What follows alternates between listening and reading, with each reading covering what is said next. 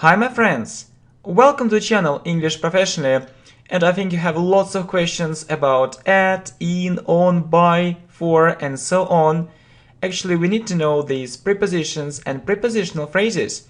You just need to know these words, these expressions, and it will help you a lot to speak English correctly and fluently.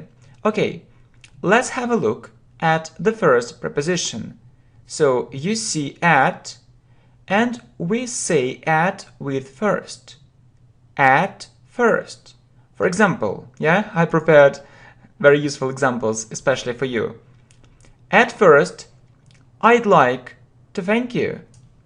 At first means firstly. I'd like to thank you. At last. She did it at last, or in the end.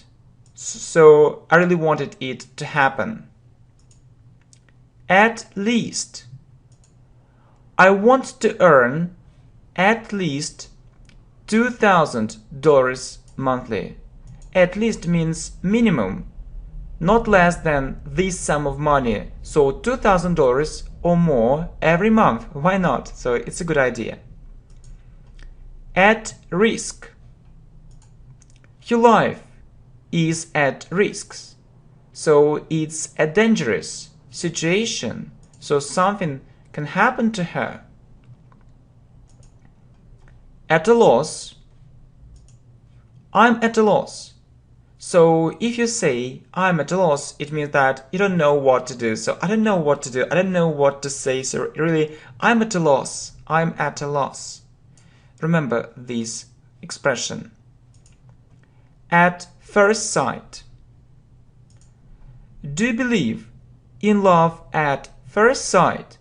So when you see a person and you understand, yeah, really, he or she is my second half.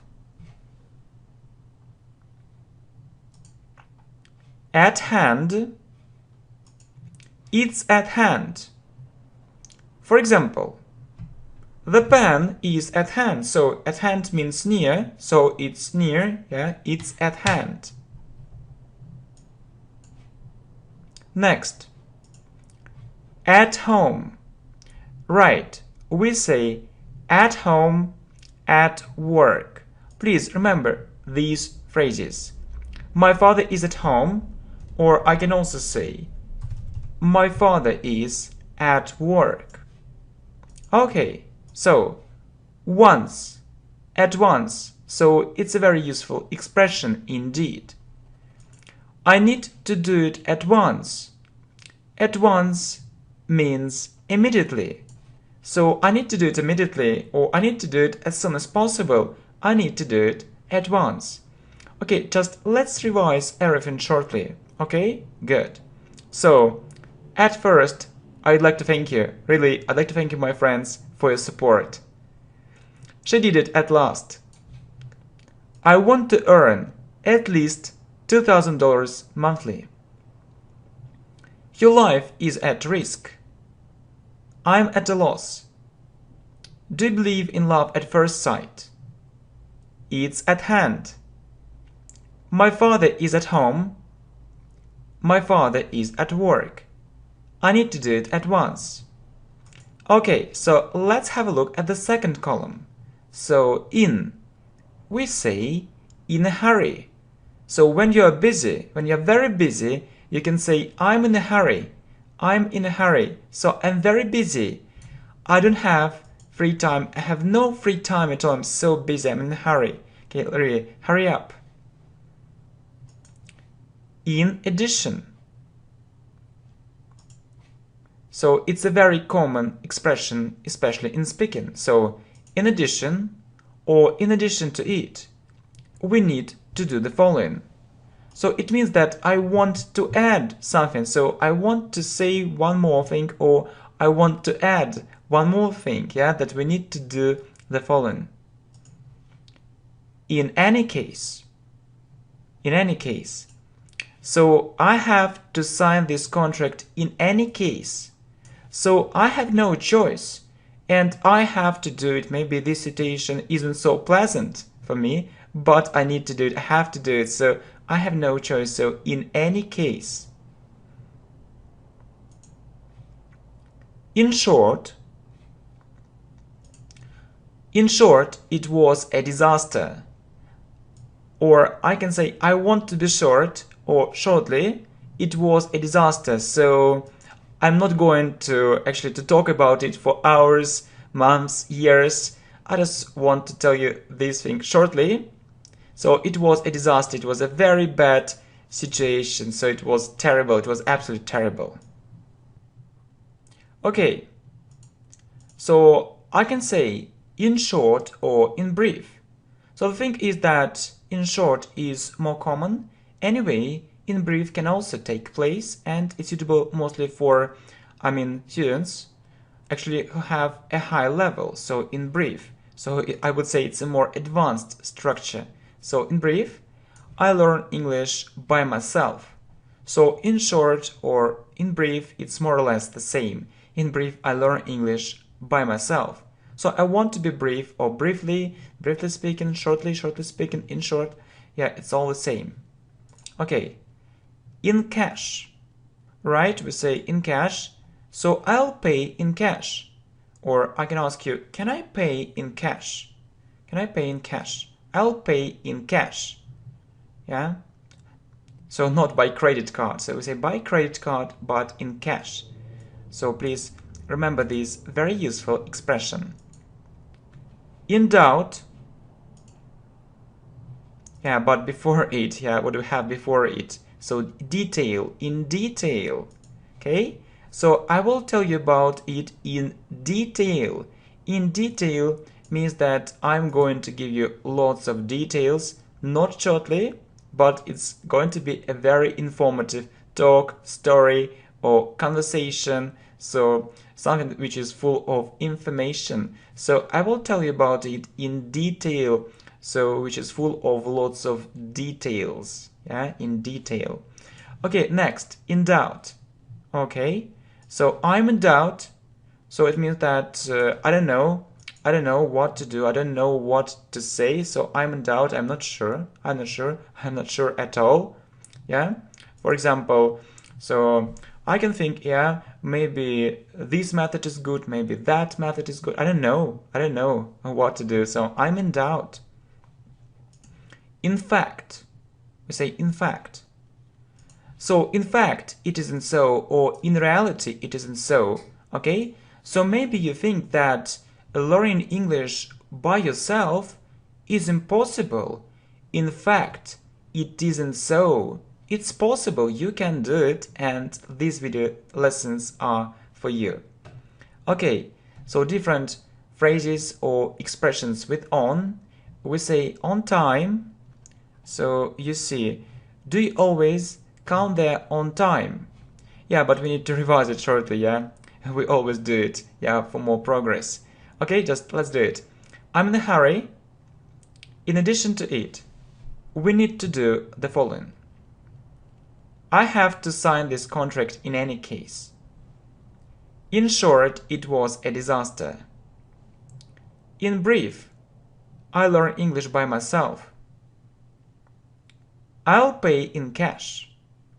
I will tell you about it in detail. I'm in doubt.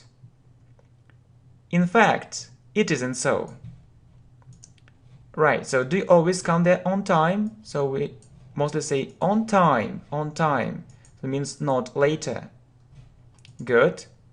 On the radio. I heard it on the radio.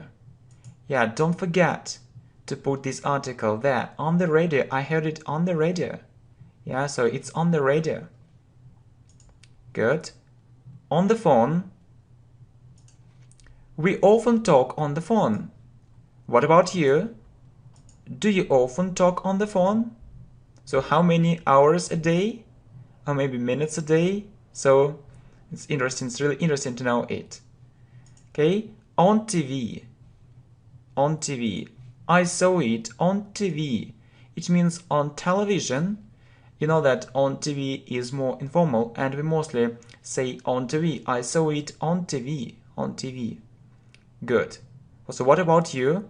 Do you often watch TV, or maybe you prefer actually to use the internet? On a diet. On a diet. I think I need to go on a diet. So remember this phrase, go on a diet. So I need to go on a diet. So I think that maybe I'm overweight and I need to lose weight. So I think I need to go on a diet. Yeah? Good. On a regular basis. A very useful expression. On a regular basis. We need to learn English on a regular basis. Or regularly. So I can tell you that we need to learn English more regularly or on a regular basis. It means regularly, more systematically. And regularly, yeah, we need to learn English not only regularly but systematically and effectively. Okay, on foot. Okay, I often go to work on foot. It means that I don't go there by car or by train, by bus, so I walk there. So it can maybe take me more time, but it's very good for my health. I often go to work on foot. Yeah, that's right. Good. So next, on business. He is in China on business. Right. We say on business or on a business trip. So he is in China on business. So he is doing business there. Not as a tourist. Good. On holiday. So we say on holiday. So I'm on holiday. It means that I'm not going to work these days. I'm on holiday. So do you like going on holiday? Good. By. By accident or by chance. Look, I saw it by accident or by chance or accidentally. It means that I wasn't going to see it. It happened suddenly. Good. So we also say by bus, by train, by plane, by air, by sea, by land, especially when we talk about traveling. Right. Look.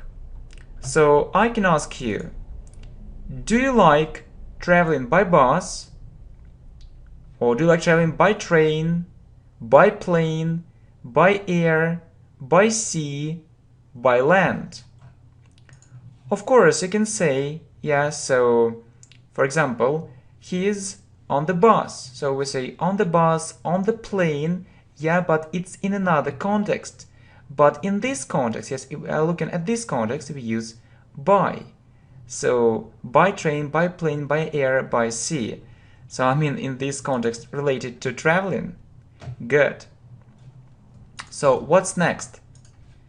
By mistake. By mistake. Yeah, so I can tell you that. For example, I wrote, so by mistakes. So by mistakes I wasn't going to write it, so, and I corrected it. So by mistake, so it was my mistake, I wasn't going to do it, so but it happened somehow. So I called here by mistake. So it means that I was actually calling another person, but I was going to call another person, but I called here by mistake. So it was my mistake, by mistake. Okay, so let's revise it. Okay, and this slide too. Okay, so do you always come there on time? I heard it on the radio. We often talk on the phone. I saw it on TV. I think I need to go on a diet. We need to learn English on a regular basis. I often go to work on foot. He is in China on business. I'm on holiday. I saw it by accident or I saw it by chance. Do you like traveling by bus, by train, by plane, by air, by sea, by land?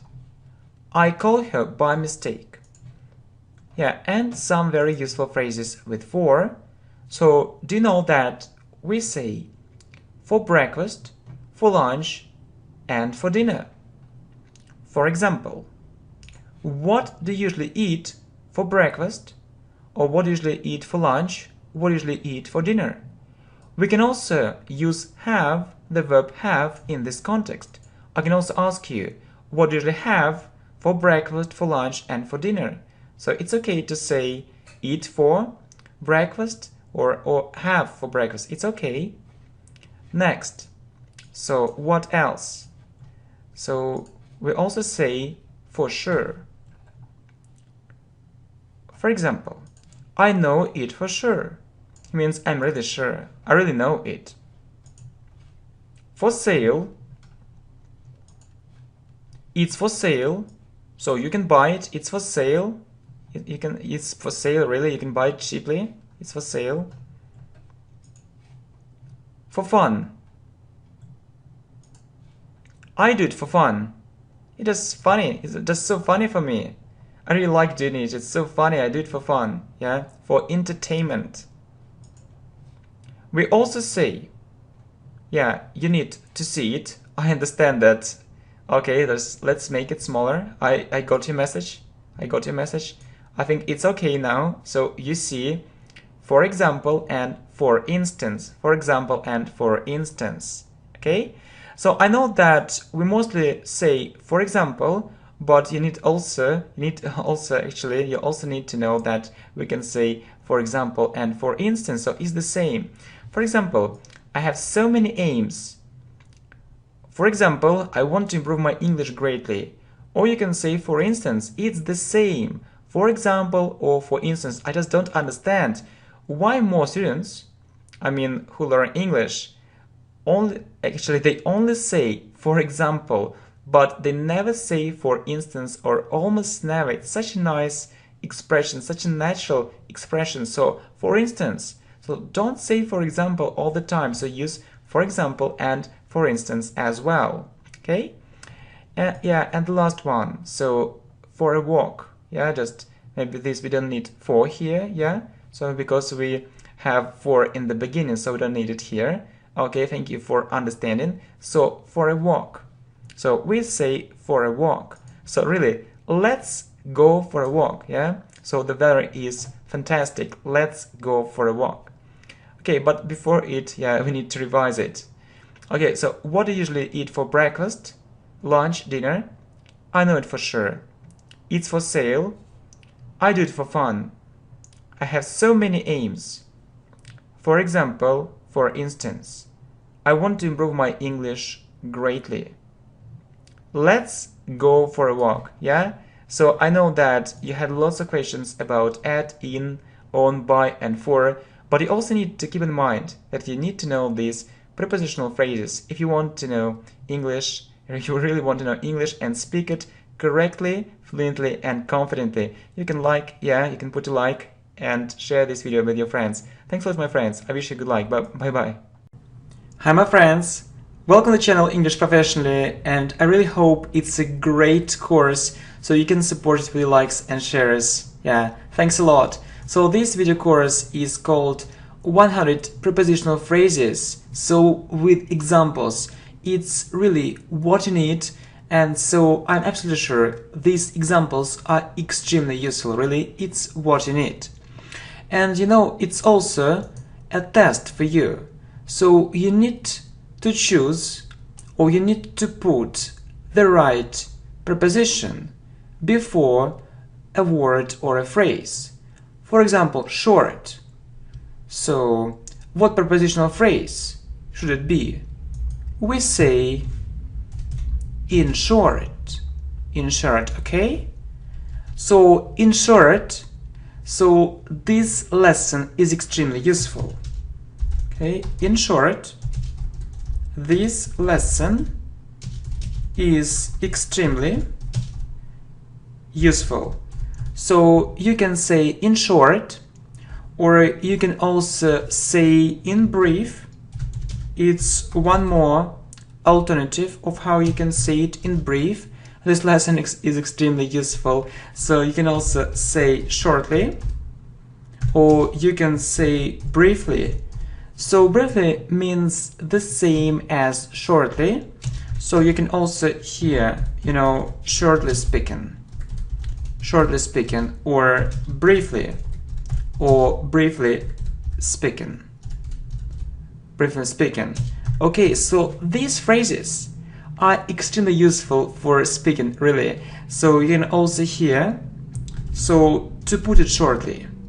To put it shortly means to say it shortly. So, or you can say, so to put it briefly. To put it briefly. So you can also meet, I'll be short,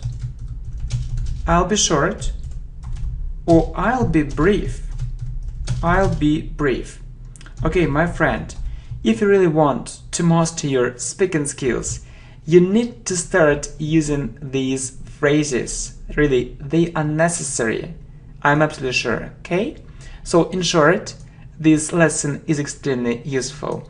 So you can also see in brief, shortly, briefly, shortly speaking, briefly speaking, to put it shortly, to put it briefly, I'll be short, so I'll be brief.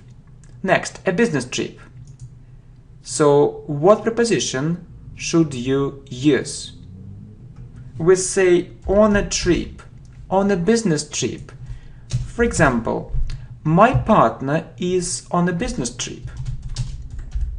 My partner is on a business trip.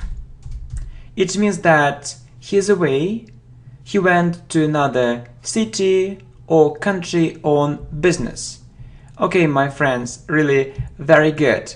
Okay, but I believe that we need more space. No problem. Okay, so we have this space, okay? Just, let's revise it shortly. Okay, so in short, and on a business trip. So my partner is on a business trip. Okay, good. Okay, let's speed up. So the intention of. Do you know this prepositional phrase? We say with the intention of. And I can tell you that I created this channel with the intention of helping English learners around the world. I created this English channel with the intention of helping English learners around the world. It means that it was my intention. In other words, I intended, right? I intended to do it, or I wanted to do it. Okay? With intention of. I created this channel with the intention of helping English learners around the world. Okay? Oneself. So we say by oneself. For example, by myself. So I'm sure I can learn English by myself. I'm sure I can learn English. I can learn English by myself. We say by myself or on my own. It means without other people's help. So without other people's help. I mean without taking lessons or paying money. Okay, without other people's help. Okay, the same time. Okay, at the same time. For example, you can say that learning English is difficult sometimes.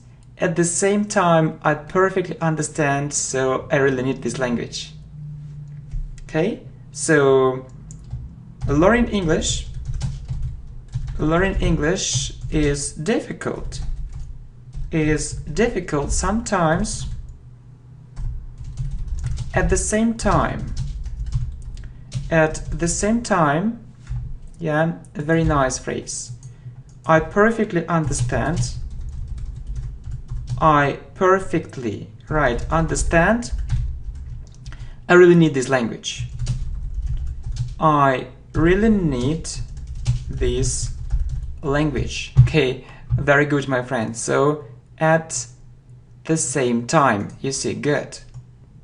Okay, so you see, with intention of, I created this English channel with intention of helping English learners around the world. So I intended to do it. By myself, I'm sure I can learn English by myself or on my own without other people's help. At the same time, learning English is difficult sometimes. At the same time, I perfectly understand I really need this language. Success, so you can see with success or without success. For example, he tried to persuade her without success. Or but without success. He tried to persuade her, but without success. It means that he tried to make her do something, but unsuccessfully. So without success means unsuccessfully. Okay, last. So we say at last. At last. Okay. So for example, I finished watching your video at last. I finished watching your video at last. At last means that so it happened and I'm so happy. So maybe this video was long. For example, you know that we have a video 250 phrasal verbs, so this video is quite long. So anyway, you can say I finished watching your video at last. So and you're so happy that it happened. Okay, so conclusion. So we say in conclusion. For example, in conclusion. So in conclusion, I'd like to thank you.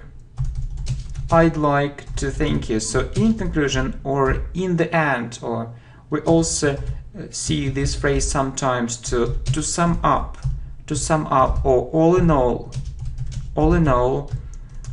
I'd like to thank you. Okay, so air, we say by air. So if we are talking about prepositions without articles, by air. And I have a question for you, my friends. Do you often travel by air? Do you often travel by air? Do you often travel by air? Okay, so next you see arrest. So we say under arrest. So he was under arrest. It means that he was arrested. He was under arrest. So without success, he tried to persuade her, but without success or unsuccessfully. At last, I finished watching your video at last. In conclusion, I'd like to thank you. To sum up or all in all, by air. Do you often travel by air? Under arrest. He was under arrest. Hand. So we say at hand. For example, I can tell you. So the pen is at hand. So you see, so the pen, it's near. So it's at hand. It's near. The pen is at hand. It means near. So pressure.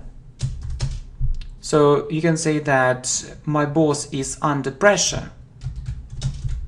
My boss is under pressure.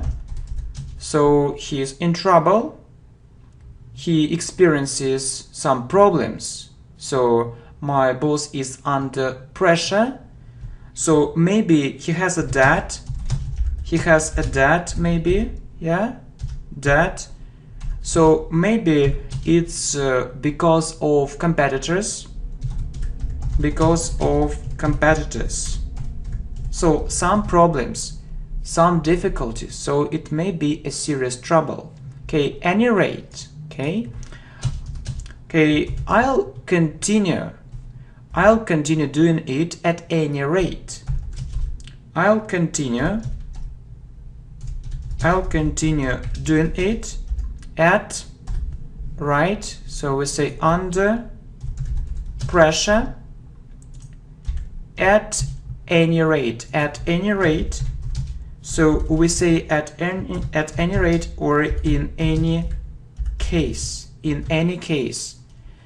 It means that anyway, So I'll continue doing it. Okay, maybe other people will tell me, okay, stop doing it. Okay, that's enough, so don't do it. But I'll continue to do it anyway, despite other people's words, phrases, so whatever. So I'll continue to do it at any rate in any case. So it's my decision and no one will influence it.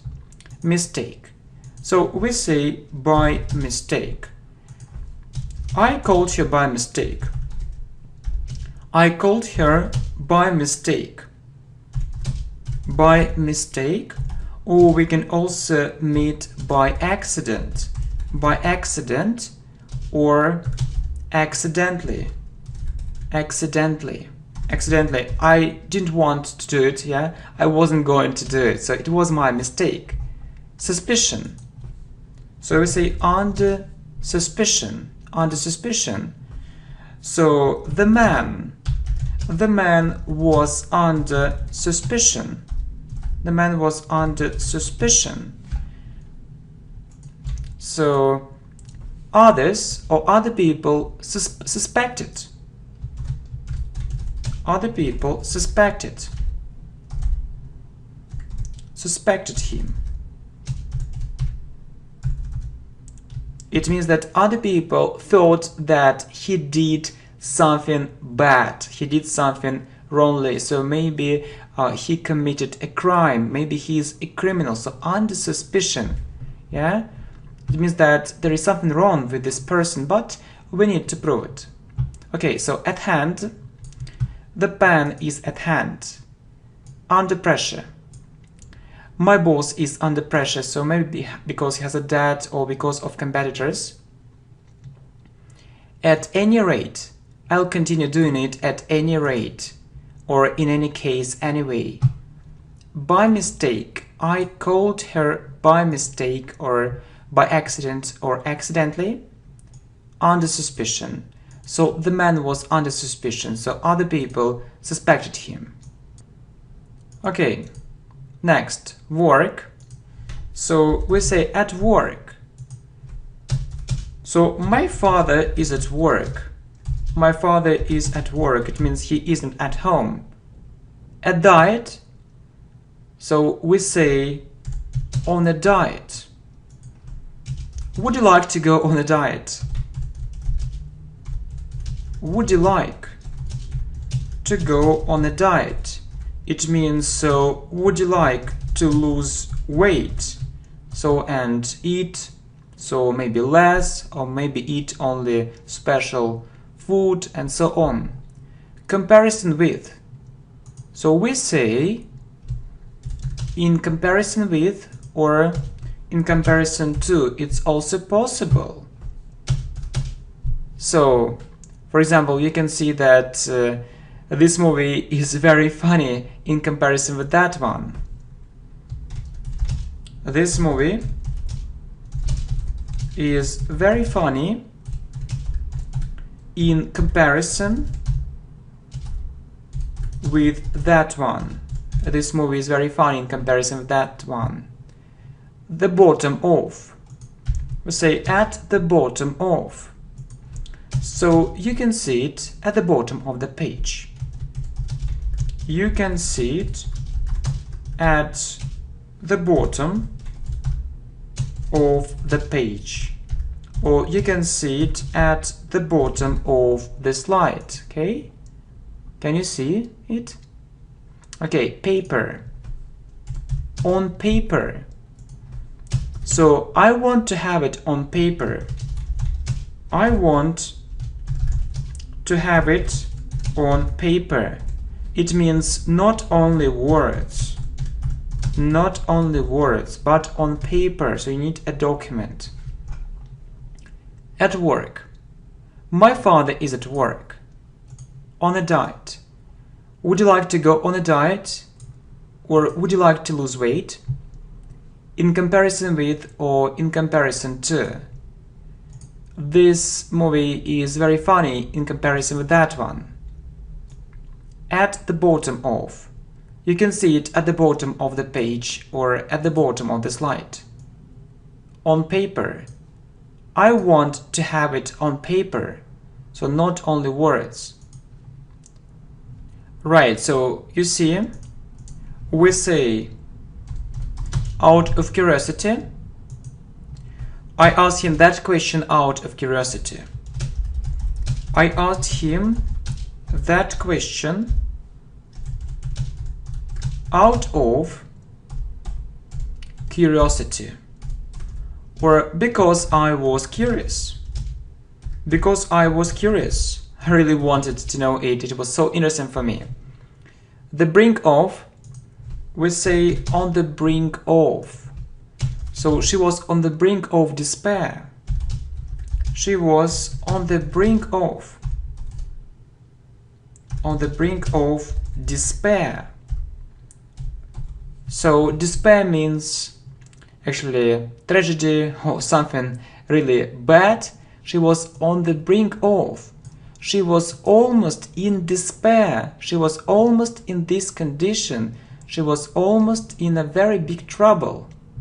We say on the brink of or on the verge of. By heart. I need to learn these prepositions by heart. I need to learn these prepositions by heart. I need to learn these prepositions by heart. Or I need to memorize them. I need to know everything. So I need to have it in my mind, in my memory. A journey. So we say on a journey. On a journey. So I was on a journey. I was on a journey. Or I was on a trip. Or I was away. I was away. Stress. So he is often under stress. He is often under stress.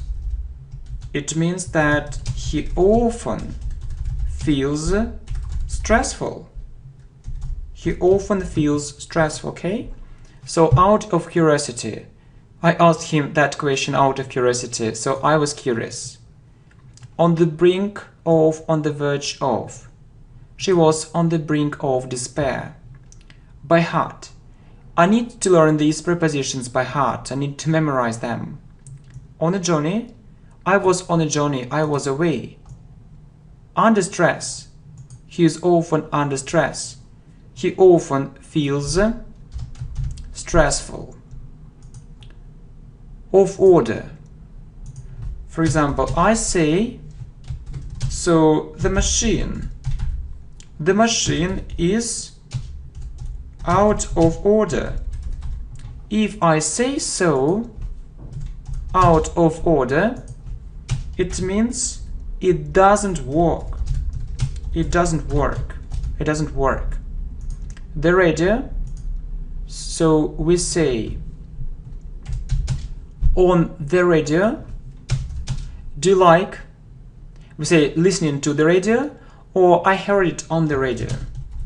I heard it on the radio. So I hope you remember that we say on the radio, but on TV without a preposition. So you don't need a preposition here. See. So we can say by sea. So, do you like traveling by sea? Do you like traveling by sea? The moment. At the moment.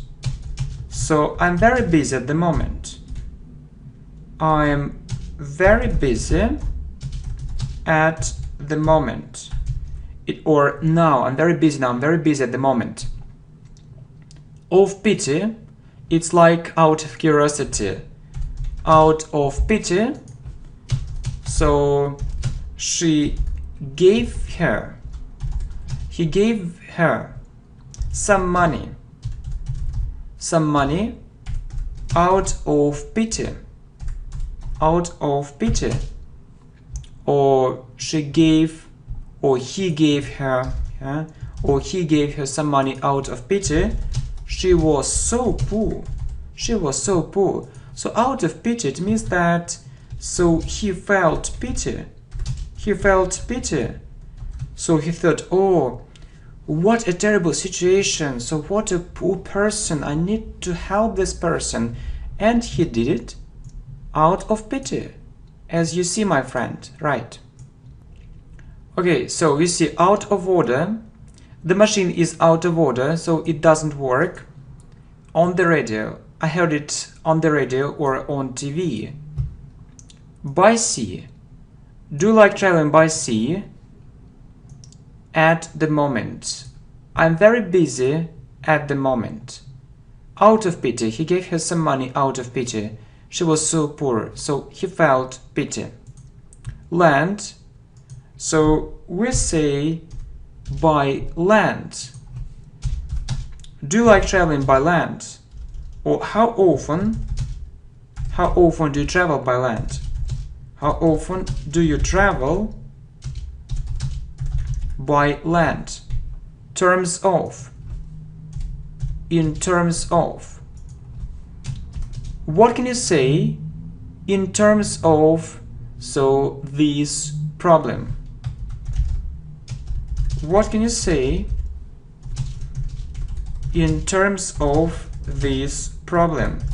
So in terms of means concerning. What can you say concerning this problem, or what can you say about this problem? A certain extent. We say to a certain extent. I agree with you to a certain extent. I agree with you to a certain extent, or partly. I partly agree with you to a certain extent, so partly, not absolutely. The verge of, yeah, we've already talked about it, so we say on the verge of, on the verge of. So he was on the verge of that condition, for example, on the verge of despair, or on the brink of, or on the verge of despair. Spring. In spring, so we usually go there in spring. We usually go there in spring, or when spring comes. We usually go there in spring, we usually go there when spring comes. By land. How often do you travel by land? In terms of. What can you say in terms of this problem concerning it? To a certain extent. I agree with you to a certain extent, or partly. On the verge, or on the brink of.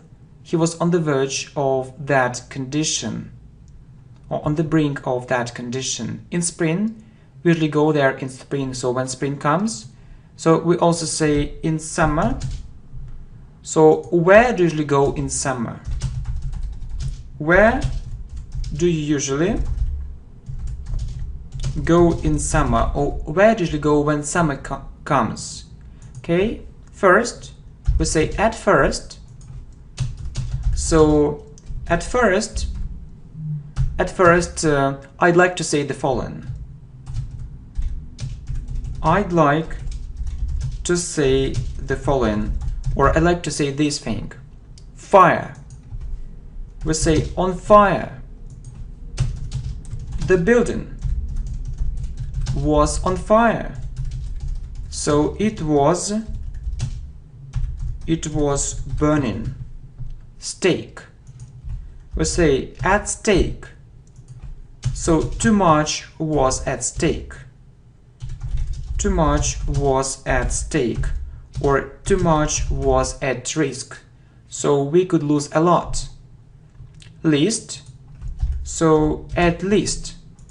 For example, I often hear these kind of things. So I'd like to earn, or I'd like to get at least, for example, $2,000 monthly or every month. So I'd like to earn at least $2,000 monthly. At least means minimum. So minimum, this sum of money. Okay. So in summer, where did we go in summer? At first, I'd like to say the following. Okay, on fire, the building was on fire, so it was burning. At stake, too much was at stake or at risk. At least, I'd like to earn, or I'd like to get at least $2,000 monthly, so minimum, this sum of money. Breath. Out of breath. So she was out of breath. Out of breath. So it was difficult for her to breathe. No circumstances.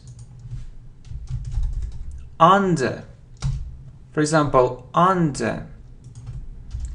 Under no circumstances will I sign this document. Under no circumstances will I sign this document. Under no circumstances. So we often use inversion with this phrase. Under no circumstances will I sign this document. A certain degree. So we say to a certain degree or to a certain extent. So I believe him. I believe him to a certain degree. To a certain degree or to a certain extent. So not fully, not absolutely, so partly. On strike.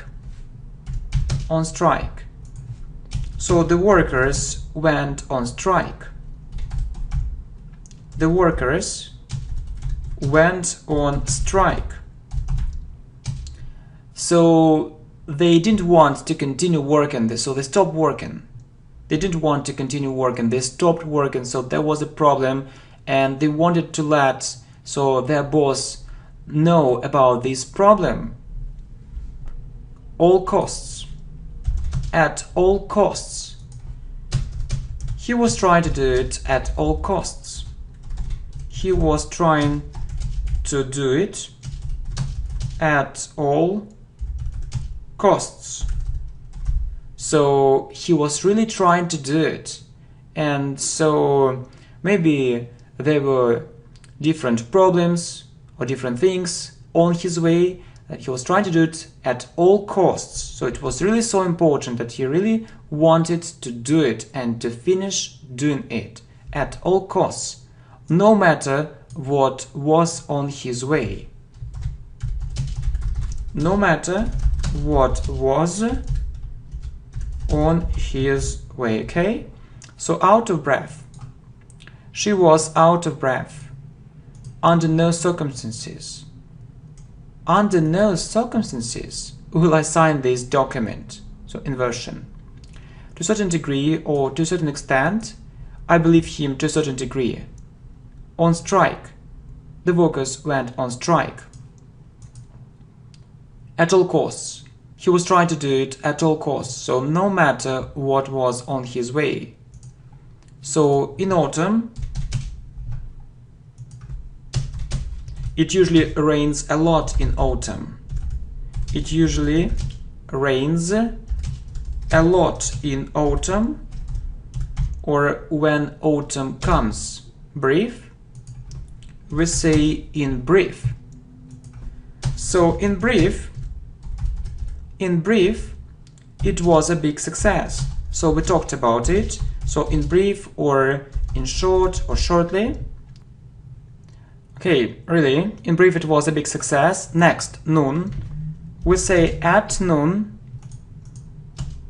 or at midday. So she got up at noon. Really, so late, or at 12 o'clock. At 12 o'clock in the afternoon. At 12 o'clock in the afternoon. Okay, but we usually say at noon or at midday, yeah? Good, so good terms. We say on good terms or on bad terms. I'm on good terms with my neighbors. I'm on good terms with my neighbors. It means we have good relations. Okay? I'm on good terms with my neighbors. We have good relations. Of stock. Out of stock. For example, these goods are out of stock. These goods are out of stock. So you can't buy it. So they aren't available. Or not available. So you can't buy it. Okay, in autumn, it usually rains a lot in autumn. In brief, it was a big success. At noon, at midday, so she got up at noon, at 12 o'clock in the afternoon. So on good terms, on bad terms. I'm on good terms with my neighbors. So we have good relations. Out of stock. These goods are out of stock, so they aren't available. Addition to, say in addition to. So in addition to it, I'd like to add one thing. Or in addition to it, it can be a serious threat. It can be a serious threat. So I'd like to add. It. In addition to it, okay, it can be a serious threat, it can be a serious problem. So in winter, do you often go skiing in winter? Do you often go skiing in winter? A good mood. So we say in a good mood or in a bad mood. My friends, I'm in a good mood. I'm in a good mood, really. I want to smile. It means I feel happy. I feel happy, not well. I feel happy. Okay, sorry for my so awful typing skills. So I feel happy anyway. So because I feel that anyway this video is really useful. Okay, I'm in a good mood. I feel happy. Midnight. I say at midnight. I went to bed at midnight. I went to bed at midnight. Or at 12 o'clock. At 12 o'clock in the evening. At 12 o'clock in the evening. I went to bed at midnight.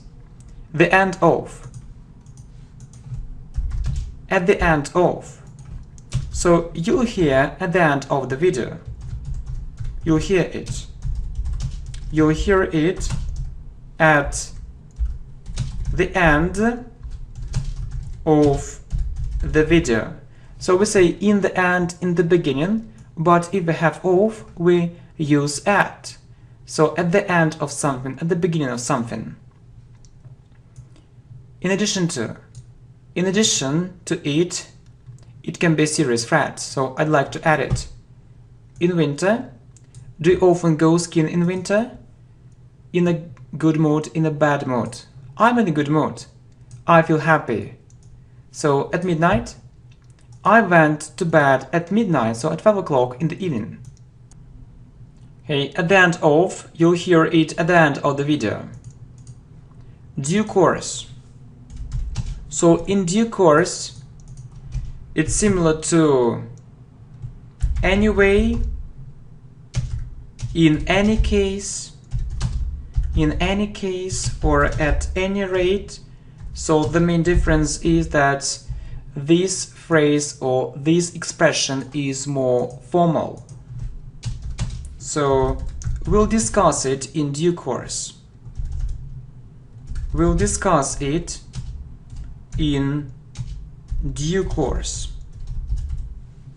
The whole, on the whole. So on the whole, these lessons are quite useful. These lessons are quite useful. So on the whole means in general. In general or generally. Generally, these videos are, or these lessons are quite useful. The phone, on the phone. So, do you often talk on the phone with your friends? Do you often talk on the phone with your friends? Or do you often talk on the phone? Vain. So, we say in vain, it means without success. Without success. Okay, so for example, I tried to pass the test, but it was in vain. I tried to pass the test, but it was in vain, or it was without success. Other words. In other words. Okay, I can say, in other words, I failed it. In other words, I failed it. Okay, so in due course, anyway, in any case, at any rate. We'll discuss it in due course. On the whole. On the whole, these lessons are quite useful. In general, generally. On the phone. Do you often talk on the phone with your friends? In vain. Without success. I tried to pass the test, but it was in vain. In other words, I failed it, really, what a pity. Off control. We say out of control. So we had that situation out of control. We had that situation out of control. So I couldn't control it anymore or any longer. University.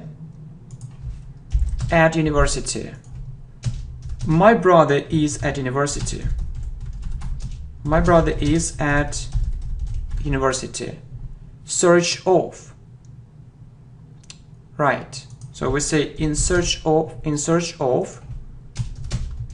He was in search of his second half. He was in search of his second half. It means his future wife. His future wife. Okay? In search of. Vacation. So we say on vacation or on holiday. I was on vacation last week. I was on vacation last week. The way. Okay, say by the way. So, okay, I like English. I like English. then I can continue. By the way, it isn't my main hobby. By the way, it isn't my main hobby. It means that, so we use this, expression when we want to change the subject or when we want to add something. By the way. So I like English. By the way, it isn't my main hobby. Out of control. We had that situation out of control. At university. My brother is at university. In search of. He was in search of his second half. And you see that search is a noun here. But if it's a verb, we say search for or look for. You need to remember it. But if it's a noun, we say in search of. So it's another thing. So on vacation, on holiday. I was on vacation last week. By the way, I like English. By the way, it isn't my main hobby. Pension. On pension. So my mother is on pension. My mother is on pension. So in other words, she is a pensioner. She is a pensioner. My mother is on pension. Midday. We talked about it. Say at midday. Yeah, at midday. So it happened. It happened at midday, or it happened at noon. So in other words, it's at 12 o'clock. Accident. Okay, so we say by accident. I met my classmate there by accident. I met my classmate there by accident or accidentally. I wasn't going to meet him. Holiday. So we say on holiday or on vacation. When will you go on holiday? When will you go on holiday? Practice. So we say in practice. I doubt it works in practice. I doubt it works in practice, or it works in reality. I doubt, so I don't think that it really works. Okay? On pension. My mother is on pension. She is a pensioner. At midday. It happened at midday, at noon. By accident. I met my classmate there by accident. On holiday. When will you go on holiday? In practice. I doubt it works in practice. The top of. Let's say at the top of. So you can see it at the top of the page. You can see it at the top of the page. So risk. We say at risk, at stake. So his life was at risk. His life was at risk. So there was a very dangerous situation. So he risked his life. A cruise. On a cruise. So my friend is on a cruise. It's like on a trip. Yeah, it's like on a journey. So he went somewhere by sea. School. At school. My sister is at school. My sister. Okay. My sister is at school. My sister is at school. A regular basis. On a regular basis. If you really want to succeed in English, you need to learn it on a regular basis. If you really want to succeed in English, you need to learn it on a regular basis, or you need to learn it regularly, or if you want to be successful in English. Okay, at the top of, You can see it at the top of the page. At risk. His life was at risk. On a cruise. My friend is on a cruise. At school. My sister is at school. On a regular basis. If you really want to succeed in English, you need to learn it on a regular basis. In detail. He explained it in detail. He explained it in detail. In detail means giving a lot of details. Giving a lot of, or giving lots of. Giving lots of details. The beginning, so we say in the beginning, so in the end, but at the beginning of something, at the end of something. So in the beginning,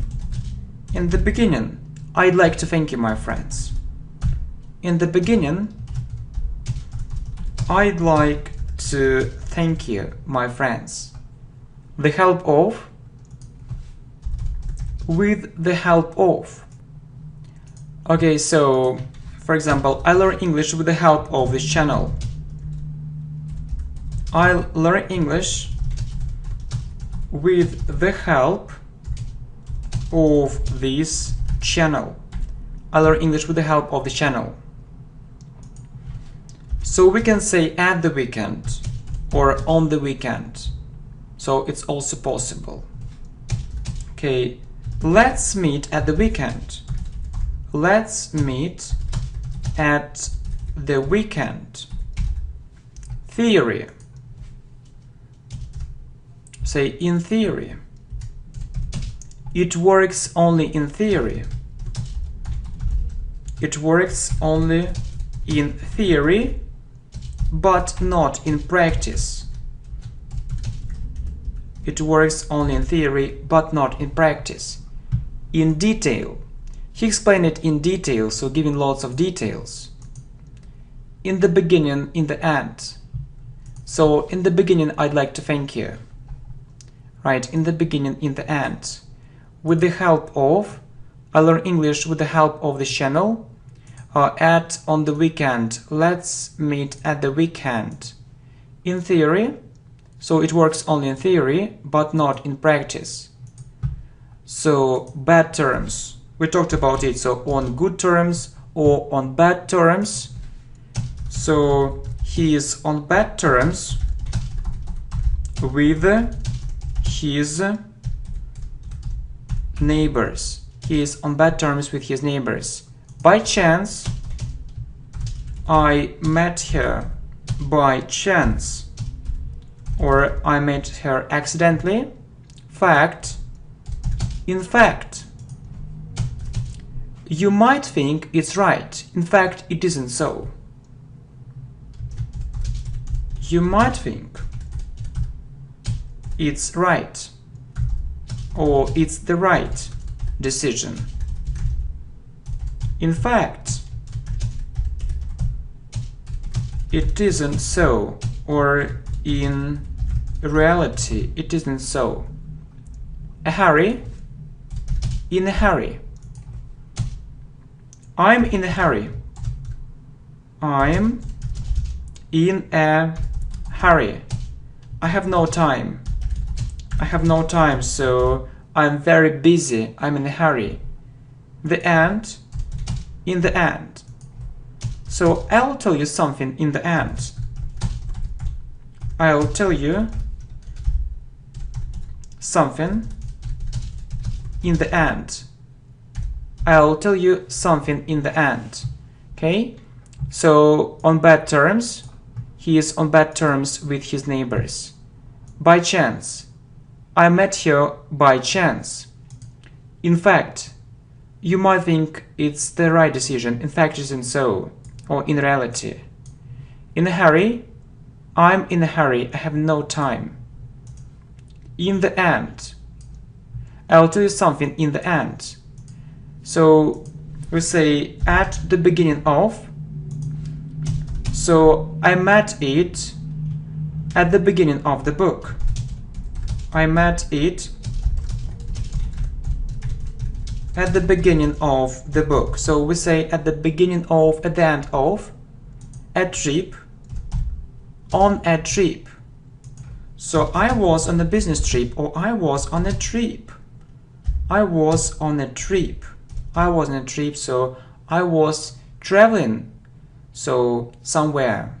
Love, in love. They are in love. They are in love. It means they love each other. They are in love, they love each other. The out of date. Out of date. So this information is out of date. Out of date, it means not relevant. Not relevant. So the modern situation is different, isn't good enough. So a lot has changed since that time, and we can't trust this information, we can't rely on it. Doubt, in doubt. So I'm in doubt. I'm in doubt. I don't know what to do. I don't know what to do. So it's difficult for me to take a decision at present or now. So at the beginning of, good. On a trip, I was on a trip. In love, they are in love, they love each other. Out of date. This information is out of date, so not relevant. In doubt. I'm in doubt. My surprise. So to my surprise. So it means that I was surprised, or I'm surprised. To my surprise, he won. So I was really surprised, or I'm really surprised. Foot, on foot. Do you go to work, or do you get to work on foot? Do you get to work on foot? So on foot means with your legs. With your legs. Reality. In reality. In reality. In reality. So the situation is completely different. The situation is completely different. So in situation, or in our real life. In our real life, the situation is completely different. A bad mood. He is in a bad mood. He is in a bad mood. Don't disturb him. Don't disturb him. It means that he needs some time to calm down, or he needs some time to cool down. General. In general. In general, these lessons are very effective. We talked about it. In general, these lessons are very effective. Or generally, on the whole, these lessons are very effective. Okay, so to my surprise, he won. On foot. Do you get to work on foot? In reality. In reality, the situation is completely different. So in our real life, a bad mood. So we say in a bad mood, in a good mood. So he is in a bad mood. Don't disturb him. In general, these lessons are very effective. Okay, first sight. For example, I have a question for you. Do you believe in love at first sight? Love at first sight. When you see another person and you instantly like him or her. Average. On average. So on average. On average. Average. My grade was B. My grade was B. So it means that I have A's, I have B's, I have C's, but on average. So I mostly had B's, maybe A's and C's, but on average it was B. So if we calculate it, advance, in advance.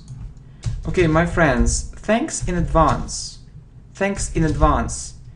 So I'd like to thank you in advance for everything. So in advance it means beforehand. Construction, under construction.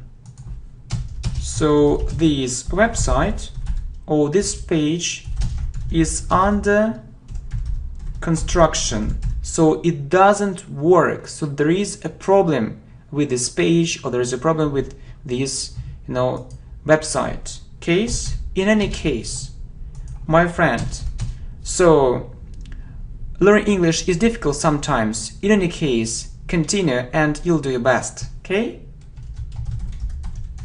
Learning English is difficult. Learning English is difficult sometimes. So in any case, so in any situation, in any case, continue and do your best. And do your best means show the best results possible. Okay? At first sight. Do you believe in love at first sight? On average. On average, my grade was B. So A, B, C. So in advance, thanks in advance. Under construction.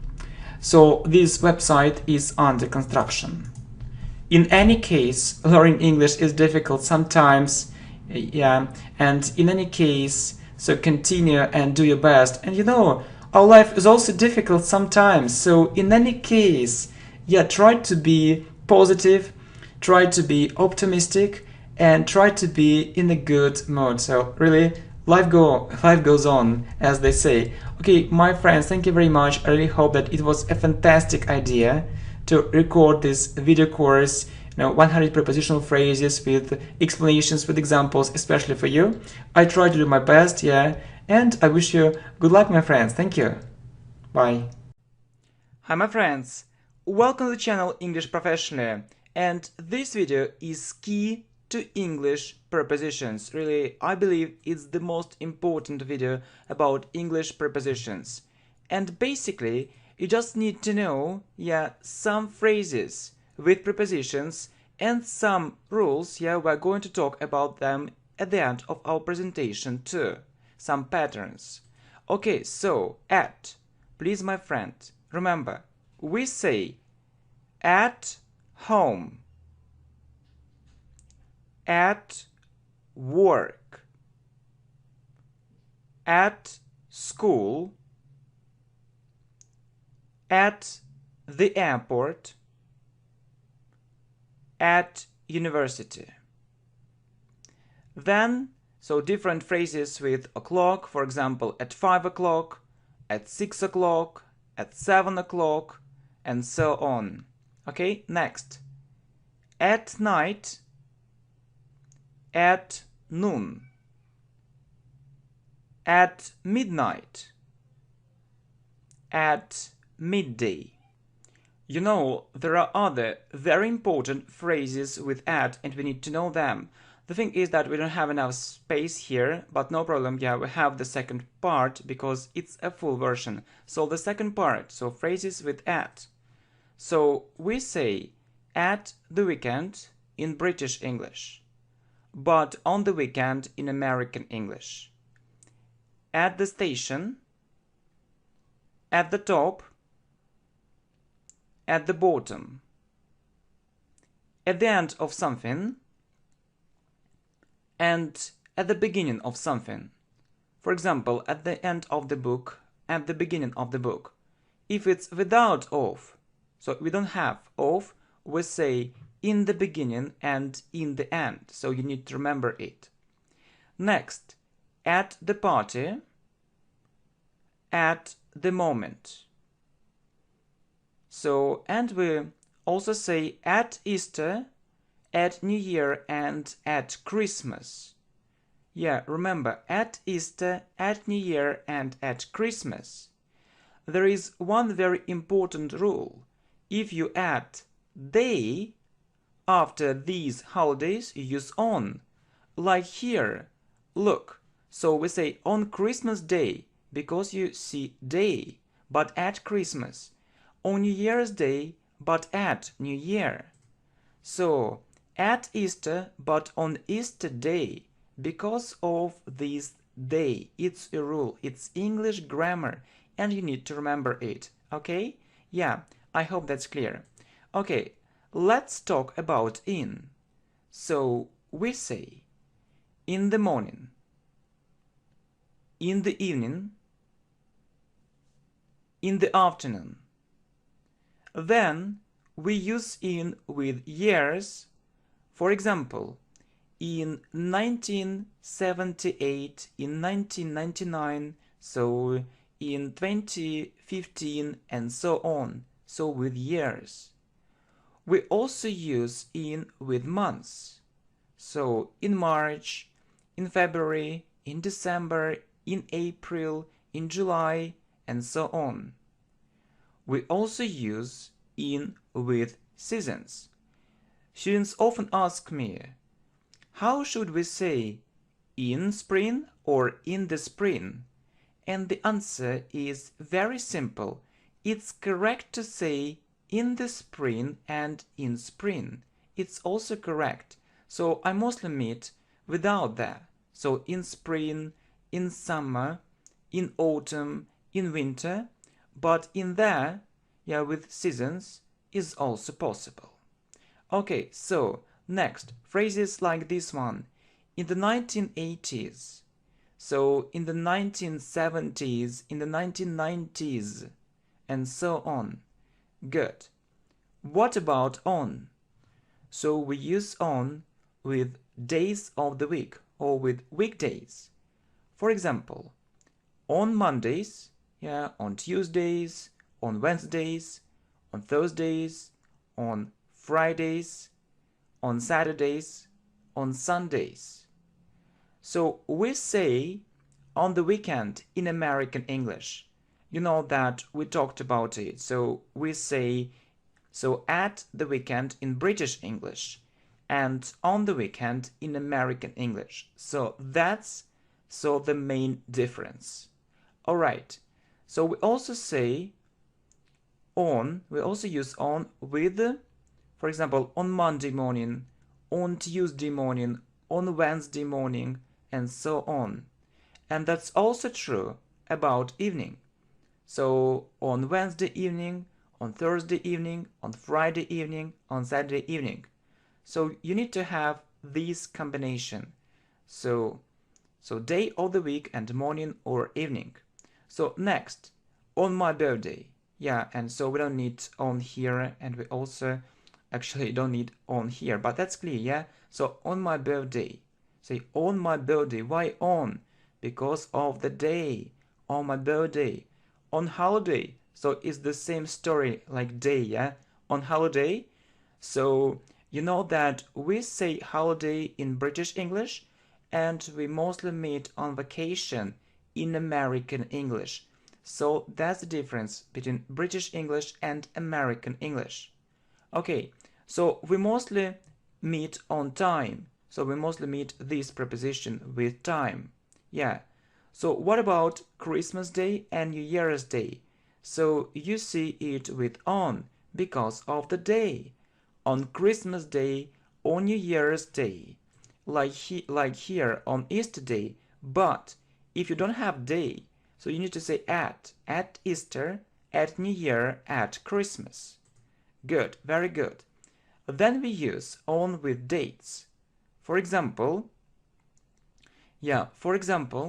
you see on the 11th of May. How do we pronounce it? How do we pronounce it really?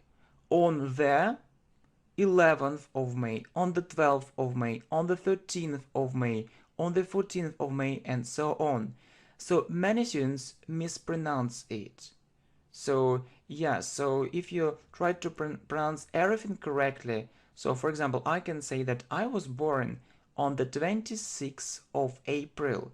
So don't forget to use of on the 26th of April. And really, when were you born? You can write I was born on the 1st of December, I was born on the 2nd of February. I was born on the 3rd of March. I was born on the 11th of, of July. I was born on the 25th of August, and so on. Okay, good, very good. But we also need to look at the second part. Yeah, we forgot to do it with in, so let's do it with in and on, and we'll have a look at by and for after that. So in, let's continue. So we say in a minute or in a second. For example, I'll be back in a minute. I'll be back in a second. Or you can also say I'll be back in 2 minutes, in 10 minutes, in 15 minutes. It's also okay. Okay, so we also say in an hour, in 2 hours, in 3 hours. So talking about the future. For example, she'll be back in 2 hours. Okay, next, in 2 days, in 3 days. So good. So you can also hear, so in 5 months, in 2 years. Yeah, so what will be in 2 years, no one knows, for example. Okay, other phrases with in bed, in hospital, in prison, in the street, in the middle. So in the picture, it's a very important phrase. For example, when you want to describe a certain picture or a photo, so more students use this phrase incorrectly. Remember, in the picture, in the photo. For example, what do you see in the photo? What do you see in the picture? Only in. Then, in the beginning and in the end. But at the end of something, at the beginning of something. In the library. Yeah, and some more phrases with on. So on the bus, on the plane, on the ship, on the boat, on the train, on the phone, on TV, or on television, so but we mostly hear on TV, it's a short form, on the radio, on New Year's Eve, on Easter Day, on the right, on the left, on foot. These phrases are very important. So often, students often actually misunderstand this phrase on foot. So how do you usually get to work? So you need to say, for example, on foot, on foot. It means that you walk to work. So with your legs. Okay, right. So what about by? So we say by car. So when we travel somewhere, we say, for example, how do you prefer to travel? By car. So the fundamental difference is that after by, you don't use a preposition, and you say by car, by train, by ship, by plane, by sea, by air, by land. But of course, if you are going to use, an article, if you're going to use an article, it's another preposition. For example, in a car, so on the train, on the ship, on the plane, so I can swim in the sea, and so on. I mean that, so if you don't have an article, here use by. So if you have an article, like here, so you say on the bus, on the plane, on the ship, on the boat, on the train, but in a car. In a car, you need to remember, in a car. In a car. If it's without a, so you say by car. So by underground, so you know that we also use by with passive voice. For example, by him, by her, the book was written by him. It means that he wrote the book. The book was written by him. By tomorrow, so talking about deadline. Talking about your deadline, for example. So when do you need to finish it? By tomorrow. It means that, so not later than tomorrow, not later than tomorrow. So today is the last day, by tomorrow.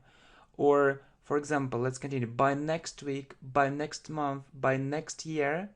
For example, I need to reach a strong advanced level in English or a strong advanced English level by next month, by next year. Okay, and we also have very useful phrases with for a walk. So you can go for a walk, do like going for a walk, for a change. For example, we need maybe to record, a video lesson about articles for a change. So if you want to change something for an hour, so I can't say that I've been recording this lesson for an hour, it's much shorter. For 2 days, so he was away, for example, for 2 days, for 3 weeks, for 2 months, for 5 years. So I have been learning English for 5 years. You note that we often use for with present perfect continuous. Okay, and I think maybe you don't actually see it well, no problem. So I'll make it smaller for you. So yeah, by underground, by him here, by tomorrow, and for breakfast, so for lunch, for breakfast, for lunch, and for dinner. For breakfast, for lunch, and for dinner. So for example, what did you have for breakfast? What do you have for dinner? What do you have for lunch? And so on. And sometimes you also meet supper. So dinner and supper. Alright, so it's a very important thing. So basically, you need to know, these actually most important cases. So when we use prepositions, but that's not all. There is one more very important and maybe the most important thing. Really, I don't understand why other people don't talk about it. So my aim is to help you, understand how to learn English. So really, the first step is that you need to know just these basic phrases, and you need to understand, for example, that in means inside, on, just on the surface, for example, by, so we often use with passive voice, and other cases is the first step. But there are other steps, my friends, too. You also need actually to know about 5 more steps if you really want to be successful in learning prepositions, or if you really want to succeed so in learning English prepositions and using them effectively in your English conversation. So you need to know different prepositional phrases. You need to know them, you need to memorize them by heart and start with most common ones. For example, at once means immediately, in doubt means I'm not sure, on the whole, in general, by mistake, so it happened accidentally or it wasn't going to happen, for a walk. Yeah, we talked about it, so you can say walk or go for a walk. So you need to pay attention to these prepositional phrases. Secondly, you need to pay attention to prepositions with adjectives. For example, good at. I'm good at English. Interested in. I'm interested in foreign languages. Keen on. I'm keen on music. Then, surprised by or at, that we can use surprised with by or at. So, I'm really surprised by your ability to record, so many lessons of supreme quality. Supreme, it means very, very high quality. Verb. So prepositions with verbs, like smile at, so she smiled at me. Succeed in. So I succeeded in learning English in a couple of years. So insist on. I insisted on it. So I told someone to do it and it happened. Abide by. For example, we need to abide by the rules. We need to abide by the rules. We need to follow the rules. Like wait for me. Then nouns plus prepositions. Like look at, it can be a verb, or it can be a noun. So let's have a look at the previous slides. Let's have a look at it. Interest in. So your interest in, so in this thing is difficult to explain. Attack on.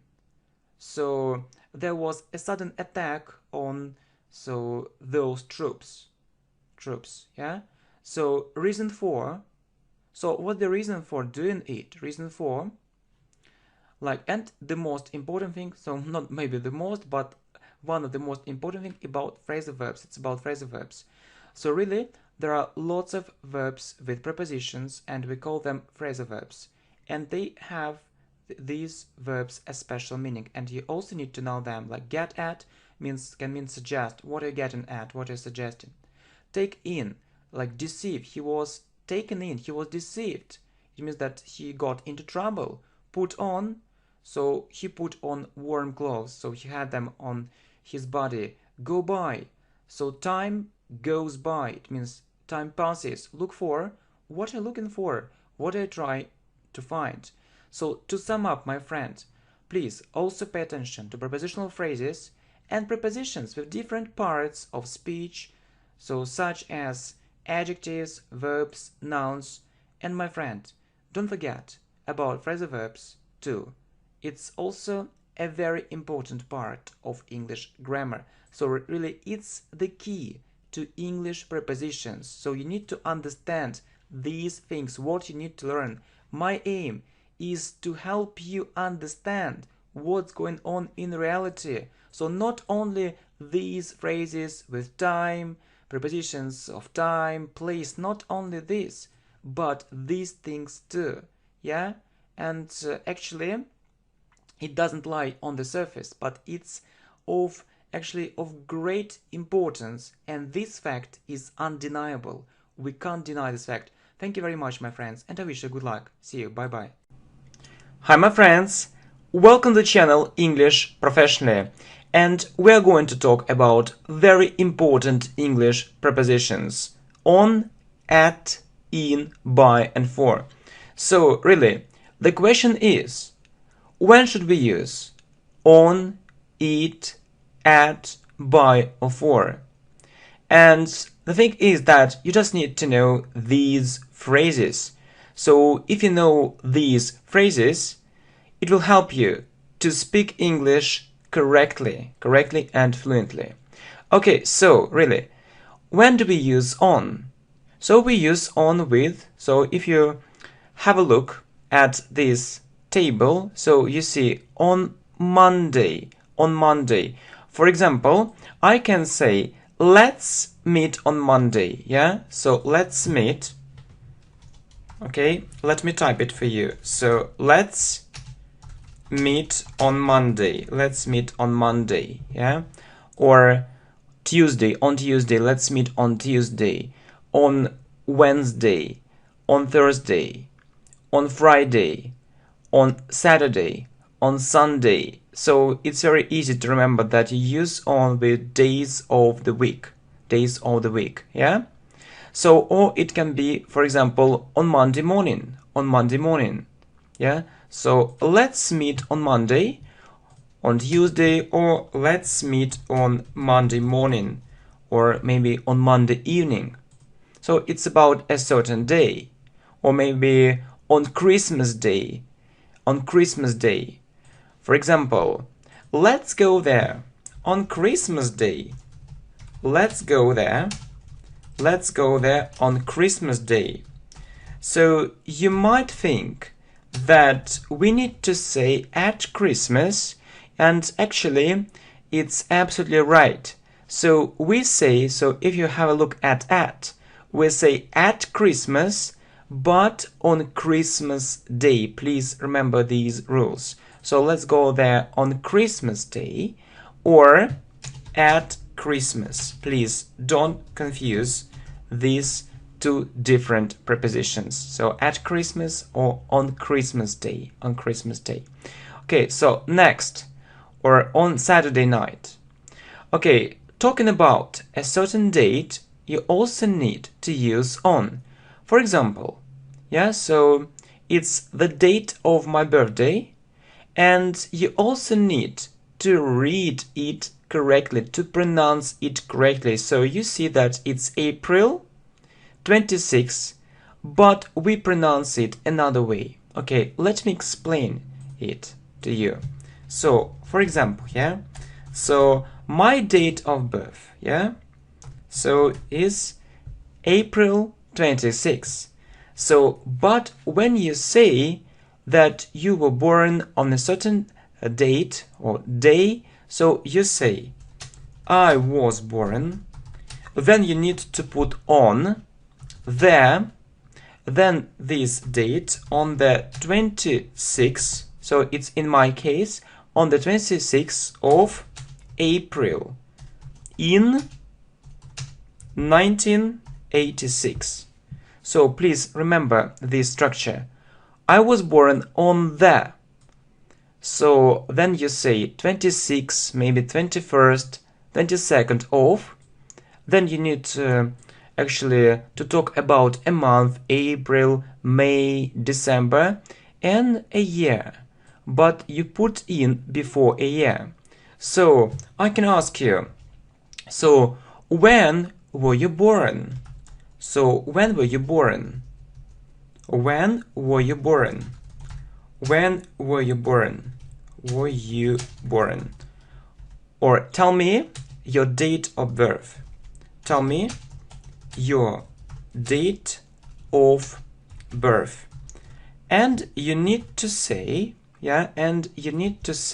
so I was born maybe on the 1st of April, on the 1st of May in maybe 1973, something like that. So please write about it in the comments below, really. When were you born?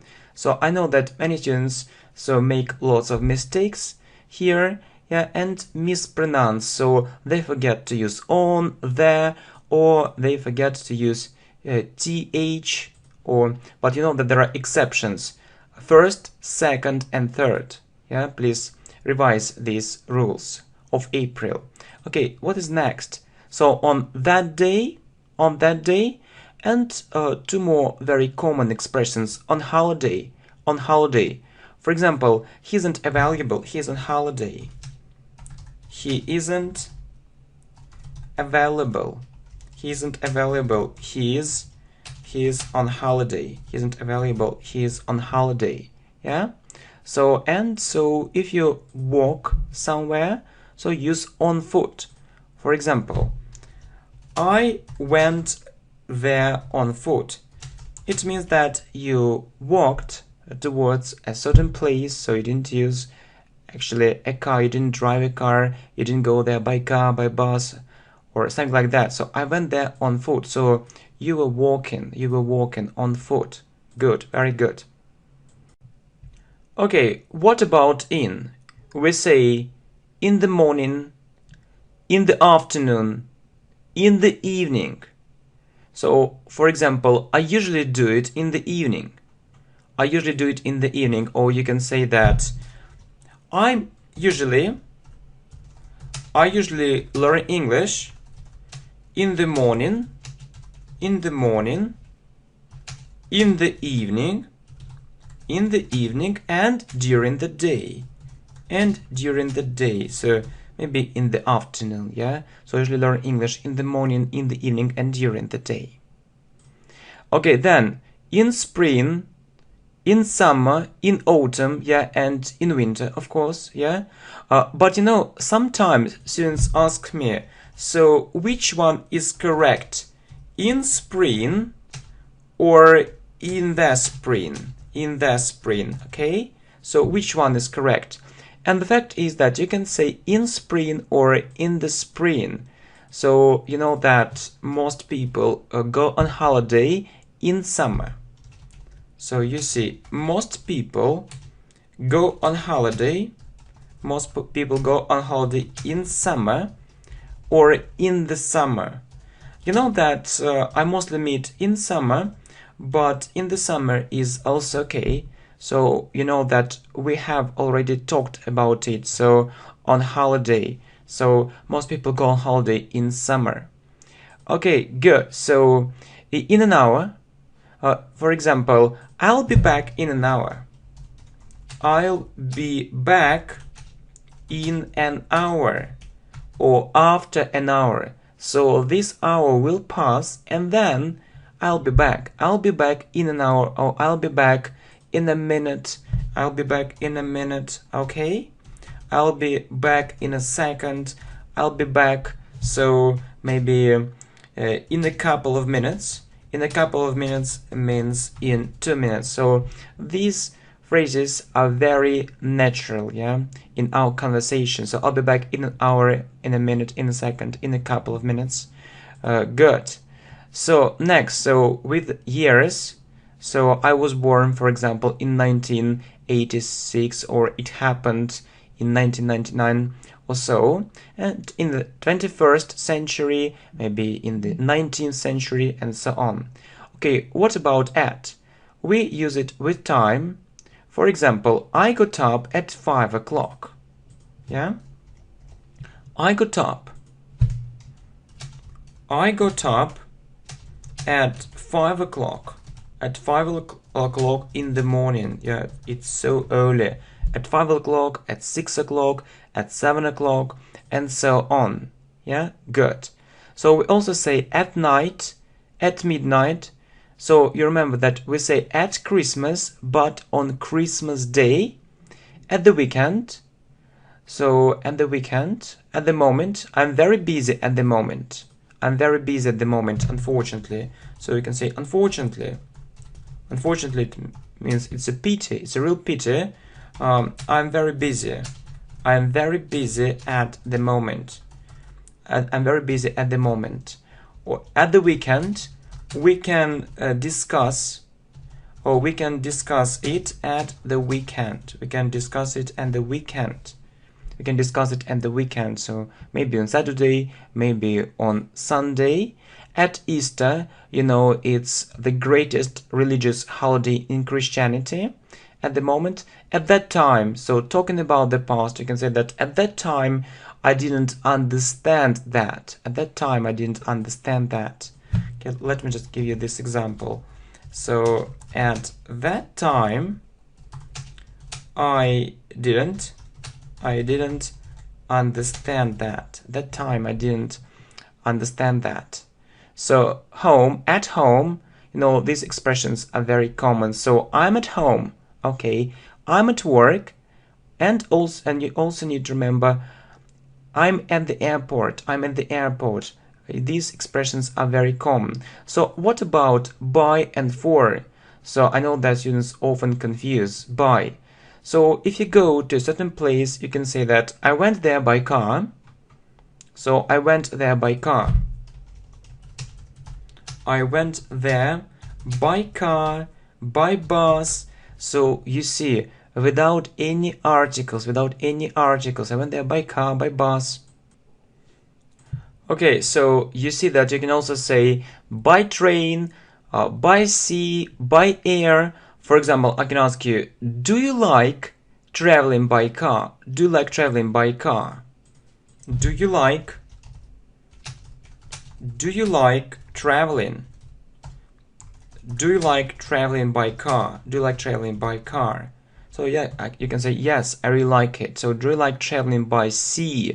So please remember these prepositions, yeah?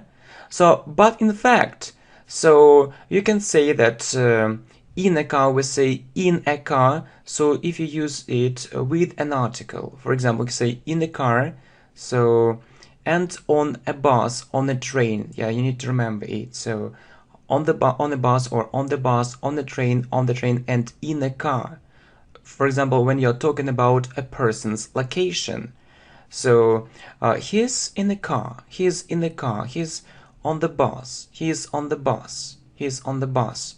We mostly hear these things.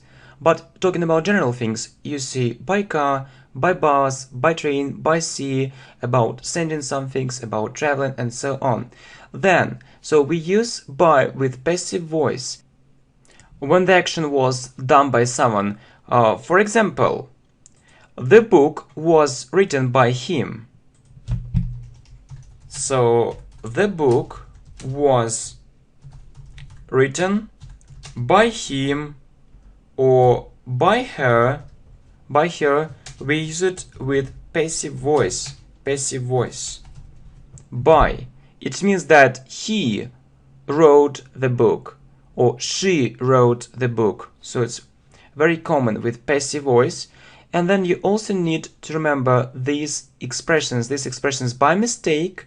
So I made it by mistake. It means that I wasn't going to do it, or by chance, by accident. So I met my friend by accident, or by chance or accidentally. So I wasn't going to meet him, and so you see it. Okay, what about for? We often use for with, for example, for a week, for and now, for a year. So you know that there is one very widespread phrase. So I've been learning English for 2 years. Yeah. So you say. So, or you can hear this kind of question: how long have you been learning English? How long have you been learning English? And you can hear, I've been learning English for, or for a year, for 2 years, for 2 years, for 3 years, for 3 months, and so on. So it means like, you know, during. And also for breakfast. For example, what did you eat for breakfast? What did you eat for lunch? What did you eat for dinner? And one more very popular phrase or expression: for a walk. For a walk. Let's go for a walk. Let's go for a walk. Let's go for a walk. It means let's go out. Let's go out. I have a dog, and you know that I often go for a walk, yeah, with my dog. So let's go for a walk, or I can tell my friend, yeah, let's go for a walk. Let's go for a walk. Let's go out. So I just, I need to go out. I need to breathe fresh air. Okay, so I found this information extremely useful. So you can spread this information with your friends. You can put a like, yeah, and you just need to remember these phrases to speak English more correctly and more naturally. Okay, thanks a lot, my friends, for your support. Thanks a lot. And I think that you really like the idea of this video and this video itself. Thank you very much, my friend. Thank you. Hi my friends, welcome to the channel English Professionally, and I know that lots of students have lots of problems, yeah, with English prepositions, so, and this video is for you, English prepositions with verbs. And basically, you just need to know this information, yeah, I think so, yeah, to speak English correctly and fluently, yeah, if it comes to these kind of prepositions. Alright? Good. So you see, so if you have a verb differ, we use it with from. For example, his opinion differs from mine. So let me type it for you. I think you don't mind it, okay? So his opinion differs from mine, or from my opinion. It means that his opinion is different from mine, or differ. So differ is a verb here. So his opinion differs from mine. Or, for example, his style of teaching English differs from mine. So good, that's clear. So let's talk about for and the verbs which we need to use with for. So remember, my friend, wait for. Wait for. For example, wait for me. Wait for me. Okay? I just don't know, but students often forget about for. Wait for me. Wait for me, okay? Or you can say, for example, I'm waiting for your next lessons with impatience. I'm waiting. So it's present continuous. For your next lessons with impatience. So what is impatience? It means that you can't wait, you're so impatient, so you don't have patience. Yeah, so with impatience, I'm waiting for your next lessons with impatience. Okay, my friend, very good. Well, so what about blame? So yeah, it's rather difficult. So we mostly say blame for, but of course there are exceptions. So blame for. So I blame her for it. I blame her for it.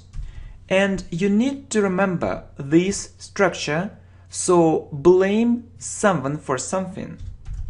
Blame someone for something. I blame her for it. But no, my friend, there is another structure.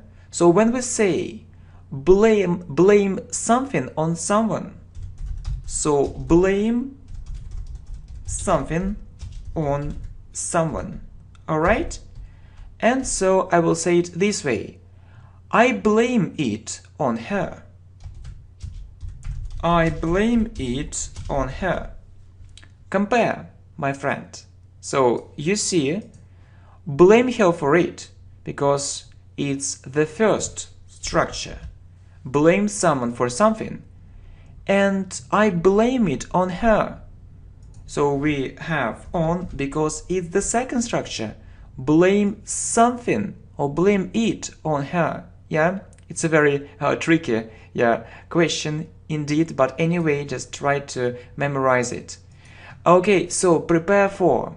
Yeah, it's a very common verb. Okay, so I'm preparing for this test, for example. Okay, good. So I am preparing for this test, or not test, or for this exam. It's also possible. Yeah, I'm preparing for this test or for this exam. Okay, very good. Or pay for. For example, don't worry, I'll pay for you. Okay, so don't worry, be happy, right? So don't worry, I'll pay for you. I'll pay for you. Really? How often do you pay for other people? It's interesting to know that. So don't worry, I'll pay for you. Okay, just let's revise it shortly. So his opinion differs from mine. Wait for me. Good. I'm waiting for your next lessons with impatience. So blame someone for something. I blame her for it. And blame something on someone. I blame it on her. So I'm preparing for this test. I'm preparing for this exam. So don't worry, I'll pay for you. So next, listen to. Yeah, listen to. Yeah, listen to me. Listen to me. Listen to me. Or I'd like to ask you this question. Do you like listening to music? Do you like listening to music? Really, do you like listening to music? Belong to and lead to. Okay. So this house belongs to me. So if I say this house belongs to me, it means it's my house. It's my house. Or I own. So you know that actually own is a verb too. So I own this house. It belongs to me. So we say belong to. Yeah, good. And lead to. Right. For example, it can lead to a very bad situation. It can lead to a very bad situation. So it means that it can happen soon. A very bad situation lead to. So a very bad situation will be this result. Well, so what's next? Of. So we say approve of or disapprove of. For example, I approve of this decision. I approve of this decision. Or you can say I disapprove. So I approve of this decision. It means, yeah, okay, it's normal. So if you say I disapprove of this idea, it means that you don't like it. So it isn't okay for you. Okay, I disapprove of this idea. Next, accuse of.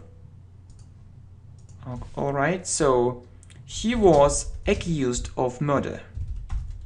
He was accused of murder. It means that other people said that he had killed someone, so accused of murder. He was accused, other people accused him, so said some very negative things connected with crime, so he was accused of murder, so other people said that he had killed someone. It's terrible, so it's a very negative verb. So criminals are often accused, so we accuse criminals, so people who committed a crime. So he was accused of murder, so it's passive voice. So consist of, okay, so the book consists of 4 chapters. The book consists of 4 chapters. It means there are 4 chapters in the book, or the book has 4 chapters, so consists of. Okay, let's revise it shortly. So listen to me. Do you like listening to music? This house belongs to me, so it's my house. I own this house. It can lead to a very bad situation. I approve of this decision, or I disapprove of this idea. He was accused of murder. The books, so consists, if it's one book, so the book, one book. So if the book consists of 4 chapters, it's a very important thing, So if you have many books, you need to correct it. So the books consist. So but I think that we are talking about one book, so the book consists of 4 chapters, So please be careful, my friend. Okay, the book consists of 4 chapters. Good. So what else do we need to say? A few words about on. So it says spend on. I don't know, but students often use this verb incorrectly. So I often hear this thing. I spent, or I spent so much time for English. I spent so much time for English, or I spent so much money for English. But my friend, you need to remember, say spend on, and you need to say I spent so much time on English, or I spent so much money on it. Spend on, it's a very common mistake. Blame on, so we have already talked about it. So sometimes we use blame for and blame on. So it depends on a structure. Congratulate on, really, my friends, a very common verb. So I'd like to congratulate you on passing the exam, for example. Okay, I'd like to congratulate you on something, or on doing something, on passing the exam. Okay, I think it's better, on passing the exam. Okay, I'd like to congratulate you on passing the exam, on doing something, or on something. Okay, so successfully, of course. Good. I'd like to congratulate you on passing the exam. Well, depend on. So students make lots of mistakes, related to this verb. So they say it depends, and they forget to use. So they forget to use on, but you need to use it depends on me. It depends on me. It depends on you. So I don't know, but students always say, or almost always say from. It's incorrect. Only on. It depends on me. It depends on you. So it's in your hands. So for example, I can say your success depends on you. So it's in your hands. So you determine your future. So depend on. Good.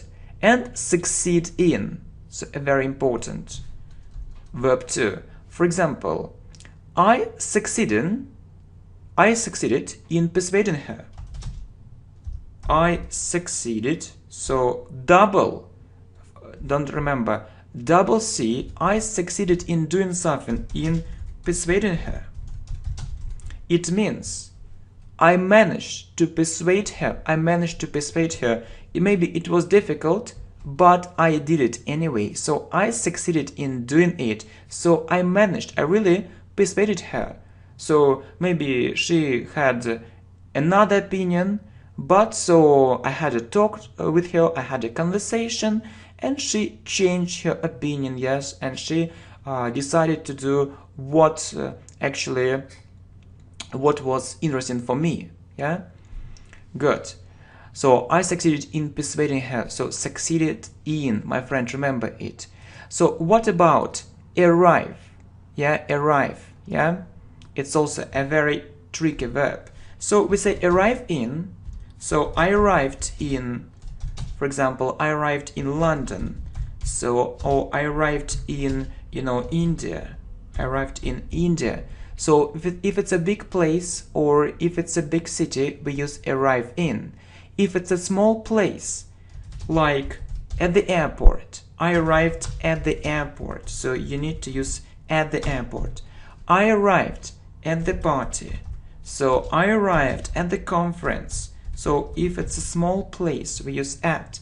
And remember these phrases: arrive at the airport, arrive at the party, conference. Yeah, if it's about a city or a town, you need to use arrive in. Okay, good. So I arrived in London, I arrived in India. Yeah, and one more very important preposition. Yeah, I think that it should be much bigger. Yeah, like this one at least. So into, we need to say translate into, from into. So I translated it.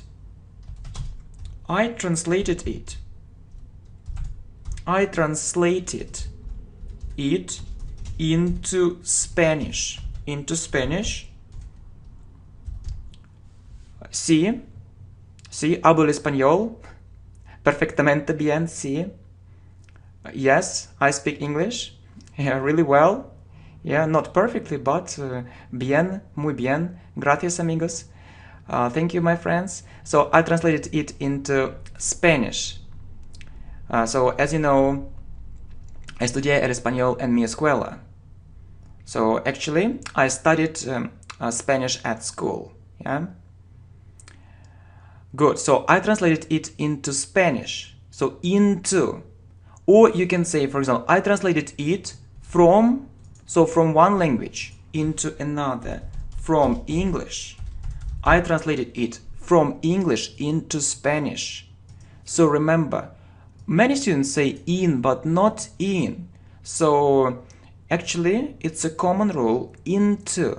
I translated it from English into Spanish, from Spanish into English, from Russian into English, and so on, from French into English, and so on, really. Okay, just let's revise it shortly. So spend so much time on English. Why not? So it's a good idea. I'd like to congratulate you on passing the exam. It depends on me, on you. I succeeded in persuading her. I arrived in London in India. I arrived at the airport, at the party, at the conference. I translated it from English into Spanish. And really, how often do you translate from your language or from your mother tongue into English? So you know that it's a very good speaking practice. So you need to do it, yeah, if you really want to start thinking in English. Okay, my friend, keep this information in mind if you want to speak English fluently and correctly. And I wish you good luck. Bye-bye. Hi, my friends. Welcome to channel English Professionally, and this video is very special. It's about English prepositions, so in, at, in, on, off, and many other English prepositions with adjectives.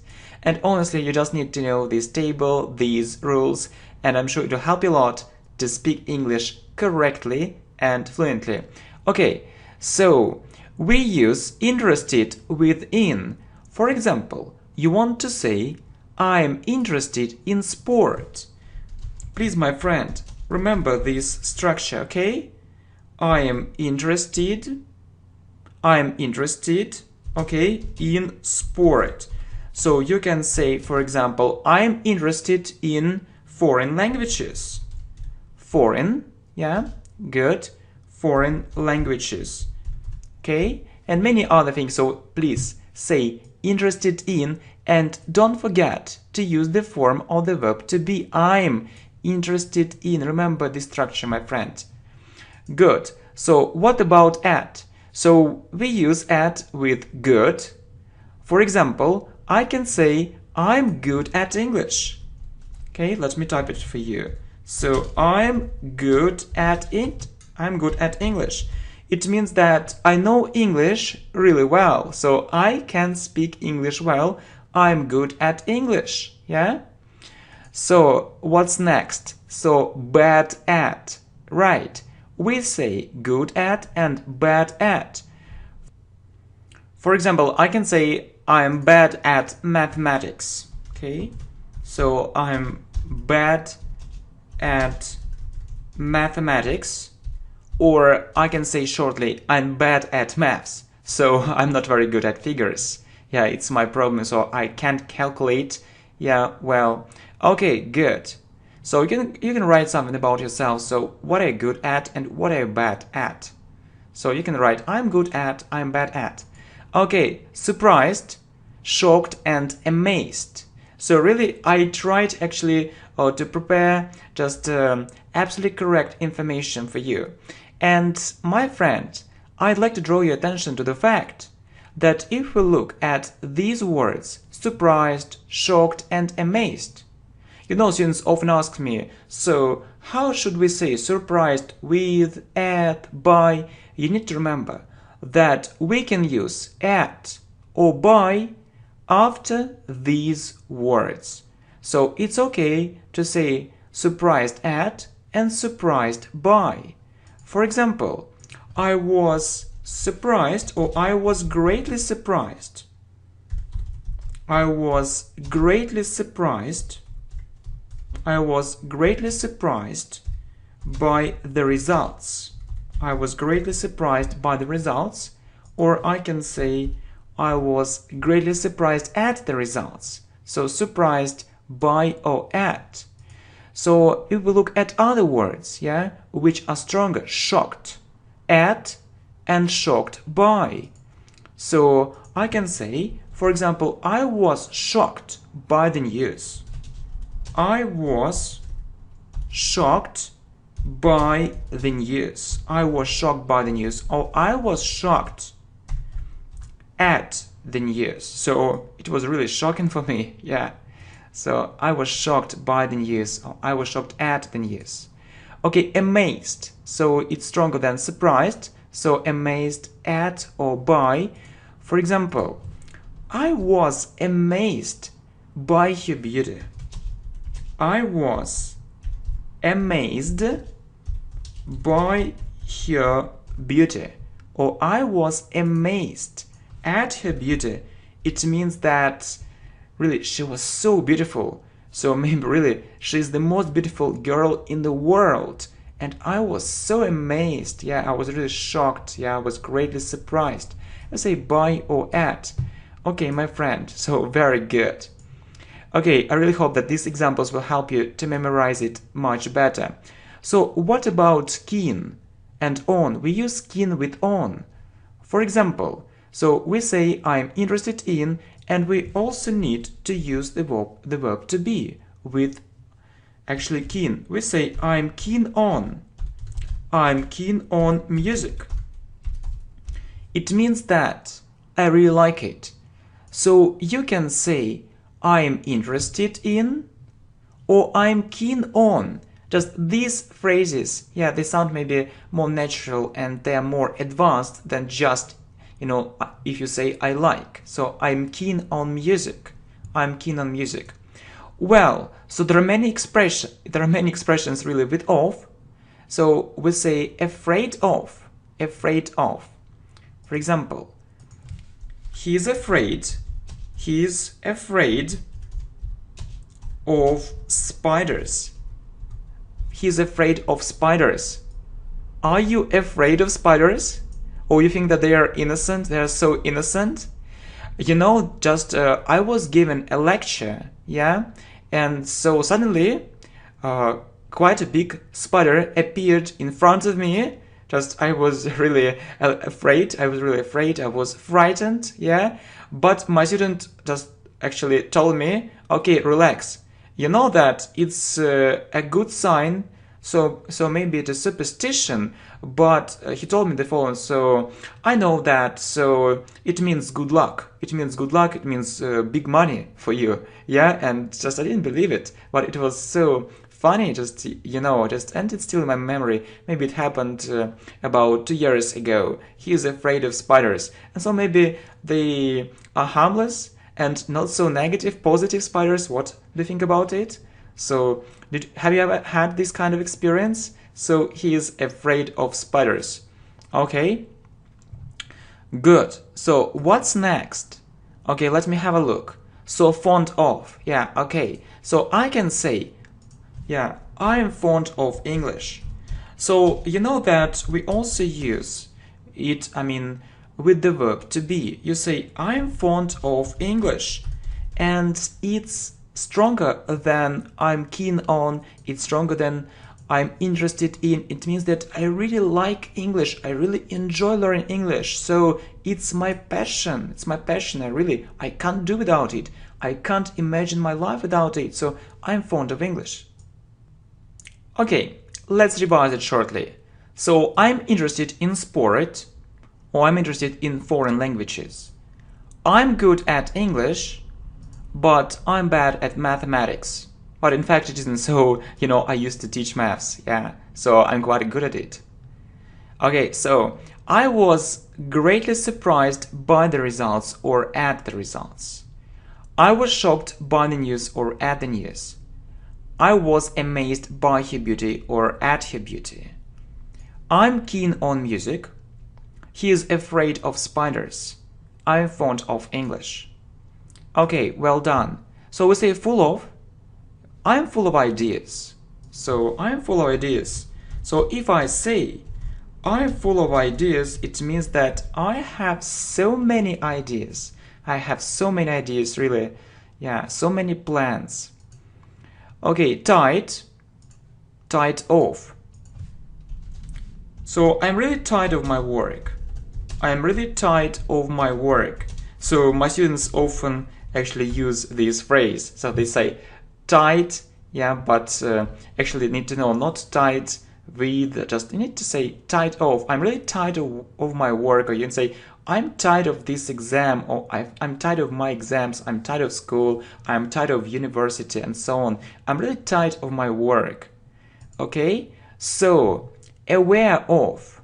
So I'm perfectly aware of his plans. I'm perfectly aware of his plans. If you say I'm aware of, it means that you know. So if I say I'm aware of his plans, it means that I know his plans. The thing is that I'm aware. So if we look at this structure, it's more formal. And if you add this word, I'm perfectly aware, it means that I'm really sure, I perfectly understand that I really know it, so I really know what his plans are. I'm perfectly aware of his plans. And don't forget to use the verb to be, the form of the verb to be.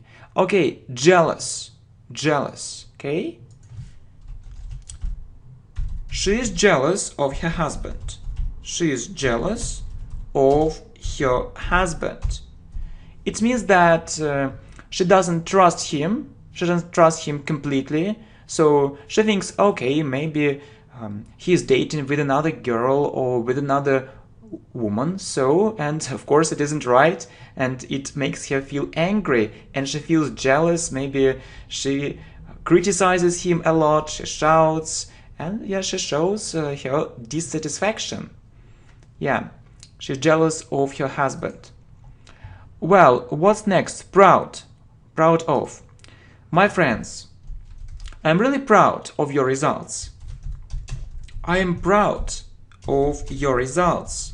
I'm proud of your results, or I'm proud of your success. I am proud of your success. Really, it means I'm so happy that you have such fantastic results. I'm so happy that you have a huge success. I'm really happy. I'm really proud of your results. Yeah, good. So, ashamed. I'm not ashamed of my past. I'm not ashamed. I'm not ashamed of my past. So if I say so, it means that actually I don't experience a feeling of shame. So it means that I don't think that I was guilty or I did some bad things, so it's okay. So yeah, what I did was right and not so bad. I'm not ashamed of my past. Okay, so let's revise it. So we say full of, so I'm full of ideas. I'm really tired of my work. I'm perfectly aware of his plans. She is jealous of your husband. I'm proud of your results or of your success. I'm not ashamed of my past. I'm not ashamed of my past. Okay, well done. So what's next? Capable. Capable. Yeah. You know that I'm capable of learning English for hours. I'm capable of learning English for hours. Or I can say I'm capable of recording lots of video lessons for you. So I'm capable of means I can. So I can learn English for hours. I can record lots of video lessons for you. It's possible for me, no problem. Okay, let's hurry up. So different from, for example, his level is different from mine. His level is different from mine. It means that so maybe my level is beginner and his level is advanced. So you know that we mostly meet different from, but actually to is also possible. Yeah, so if you meet to, don't be surprised. So maybe you can meet British English is different to American English. It's okay too, but we mostly use from. Yeah, but to is also possible. His level is different from mine. Okay, next. So by, yeah, we already talked about this. Surprised, shocked, amazed by, and at. So famous for. So I can say that this city is famous for its great history. This city is famous for its great history. It means that other people know something about this city because of its great history. So something special which happened in the past. Okay, next. So responsible for. So I can say that the company is responsible for its employees. The company is responsible. The company is responsible for its employees. Okay, so it means that they can't say. So I mean that the management, can't say that. Okay, so we aren't interested in you. So just get out of our company. No, so the company needs to care about its employees, to do something to help them, to motivate them, so when they are in trouble and so on. So the company is responsible for its employees. Okay, so late for, so I was late for the meeting. I was late for the meeting, so means that I came to the meeting later, I wasn't there on time, unfortunately. Okay, ready for. I can say I'm ready for the exam. I'm ready for the exam. So I prepared for it, and so I'm not worried about it, so I feel normal. So I'm ready for the exam. So it's okay. I'm ready. So I think that I'll pass this exam. Maybe with flying colors. I mean, very well. So I'm ready for the exam. Okay, so about. So there are many adjectives. I mean that it's a very common adjective. Just some examples here. We see some examples here for you. So angry about. So yeah, we say angry about and angry with. What's the difference? But let's revise it, yeah, before we answer this question. So I'm capable of learning English for hours. His level is different from mine. This city is famous for its great history. The company is responsible for its employees. I was late for the meeting. I'm ready for the exam. Right, so let's get back to it, yeah? So angry about and with. So we say angry with if it's about people, and angry about, so it's a thing, if it's a thing. For example, I'm really angry about this situation or situation. I'm really angry about this situation. I'm really angry about it. Or I can say I'm really angry, or I am angry with my boss. So if it's a person, we use with, like here. I'm really angry with my boss. So if it isn't a person, we say about. So I'm really angry about this situation. So I'm not satisfied with it at all. Alright, so worried. So I'm not worried about my future. I'm not worried about my future. I'm not worried about my future. So there is no need to worry. So I think that everything will be okay. Alright. Okay, so what's next? Let me have a look. So happy. So my friends, I'm really happy. So about your results. Or I'm really happy about your progress, which you make. I'm really happy about your progress. I'm really happy about your progress. So happy about. So about things, yeah? And I need to add one interesting detail, my friend. So I can say I'm really happy for you.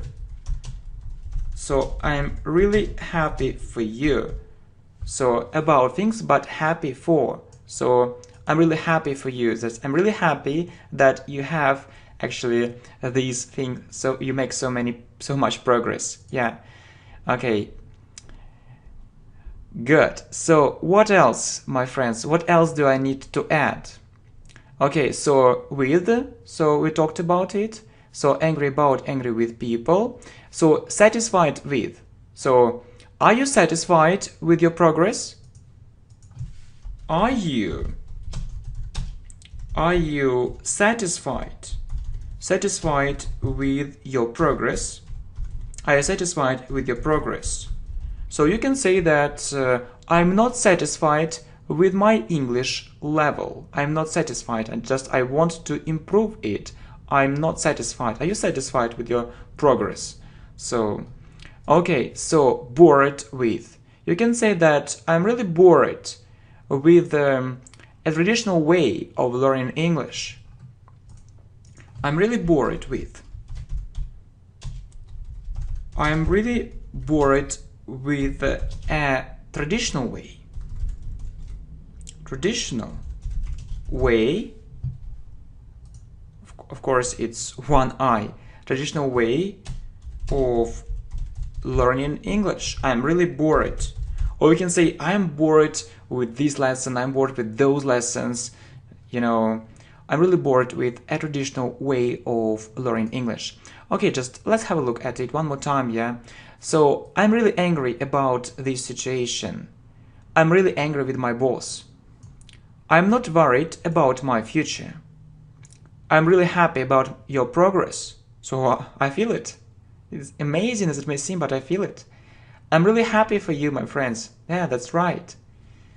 Are you satisfied with your progress? So we say satisfied. You can say really I'm satisfied or I'm not satisfied. Yeah. I'm really bored with the traditional way of learning English. Good. So what else? Fed up. Yeah, fed up with. If you don't really like something, you say I'm fed up. Yeah, I'm fed up with it. It means that I hate it. I am fed up. I am fed up with it. it means I hate it. I hate it. I don't like it at all. I am fed up with it. Yeah. So very common expression. So, and two, my friends, I'm really grateful to you for everything. So grateful. I want to thank you. I'm really grateful. Okay, I'm really grateful. I'm really grateful to you for, oh, my terrible typing skills, but I hope that I'll improve with your moral support, yeah? Okay, I'm really grateful to you for everything. So we say grateful to someone for something, yeah? So I'm really grateful to you, my friends, for your huge support. So yeah, I'm really grateful to you for everything, yeah? So for your enthusiasm, yeah. Okay, and you can actually say or write, so I'm really grateful to you, yeah, for your free video lessons, which are very effective, yeah? I hope so. That's why I'm here. So I'm really grateful to you for everything, really. That's right, I want to thank you. Yeah, you're so good. So married to, for example, he is married to her. So if I say he is married to her, it means that they are married. He is married to her. Yeah, he's married to her. They are married. Married to. It's a very common phrase, and students so make mistakes, I mean, in this phrase again and again. Married to, please remember. Okay, similar to. Okay, so this example is similar to the previous one. Similar to.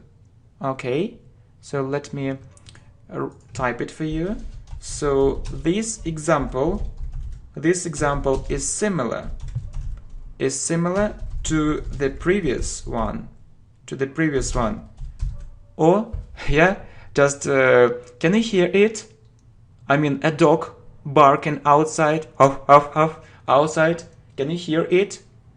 So maybe it's a terrible noise, you know. I was trying to record this lesson in the afternoon, but the dog started barking very loudly and I couldn't. I decided to put it off. I decided, okay, I'll do it later. And so, you know, it's evening time. And anyway, so suddenly, actually, this noise just actually started again. Okay, but I think you can't hear it. Yeah. So this example is similar to the previous one. Okay, good, similar to. All right, so what's next? Addicted and used to. Okay, so I can say that he is addicted. He is addicted to computer games. He is addicted to computer games. It means that it's his addiction, so he can't do without a computer. He wants to play computer games all the time and he can't stop. He's addicted to computer games, so it's really a terrible thing. Or maybe someone is addicted to the internet. It's also possible, you know, especially, you know, if we live in the 21st century. Okay, next. So used to. Okay, so you can say used to or accustomed to. So I'm used to it. I'm used to it. Or I'm accustomed to it. So it means that it's okay for me. It's okay for me. Yeah, maybe you can think that so you work so hard, so you teach English so a lot, and I can tell you, no problem, my friend. I'm used to it or I'm accustomed to it. It's okay for me. It's okay to me. And we often say it, I'm used to it, or I've got used to it. I've got used to it. So I've got used to it, or I've got accustomed to it. So it's also possible. So you can see these different expressions, yeah. So with the verb to be, I'm used to it, I'm accustomed to it, or I've got used to it, I've got accustomed to it. You see it in present perfect because there is a connection with the present. Okay, I've got accustomed to it, I've got used to it, or I'm used to it, I'm accustomed. It's okay. Okay, my friend. So you see, I am fed up with it. I'm fed up with it, or you can say I am really fed up with this noise. Yeah.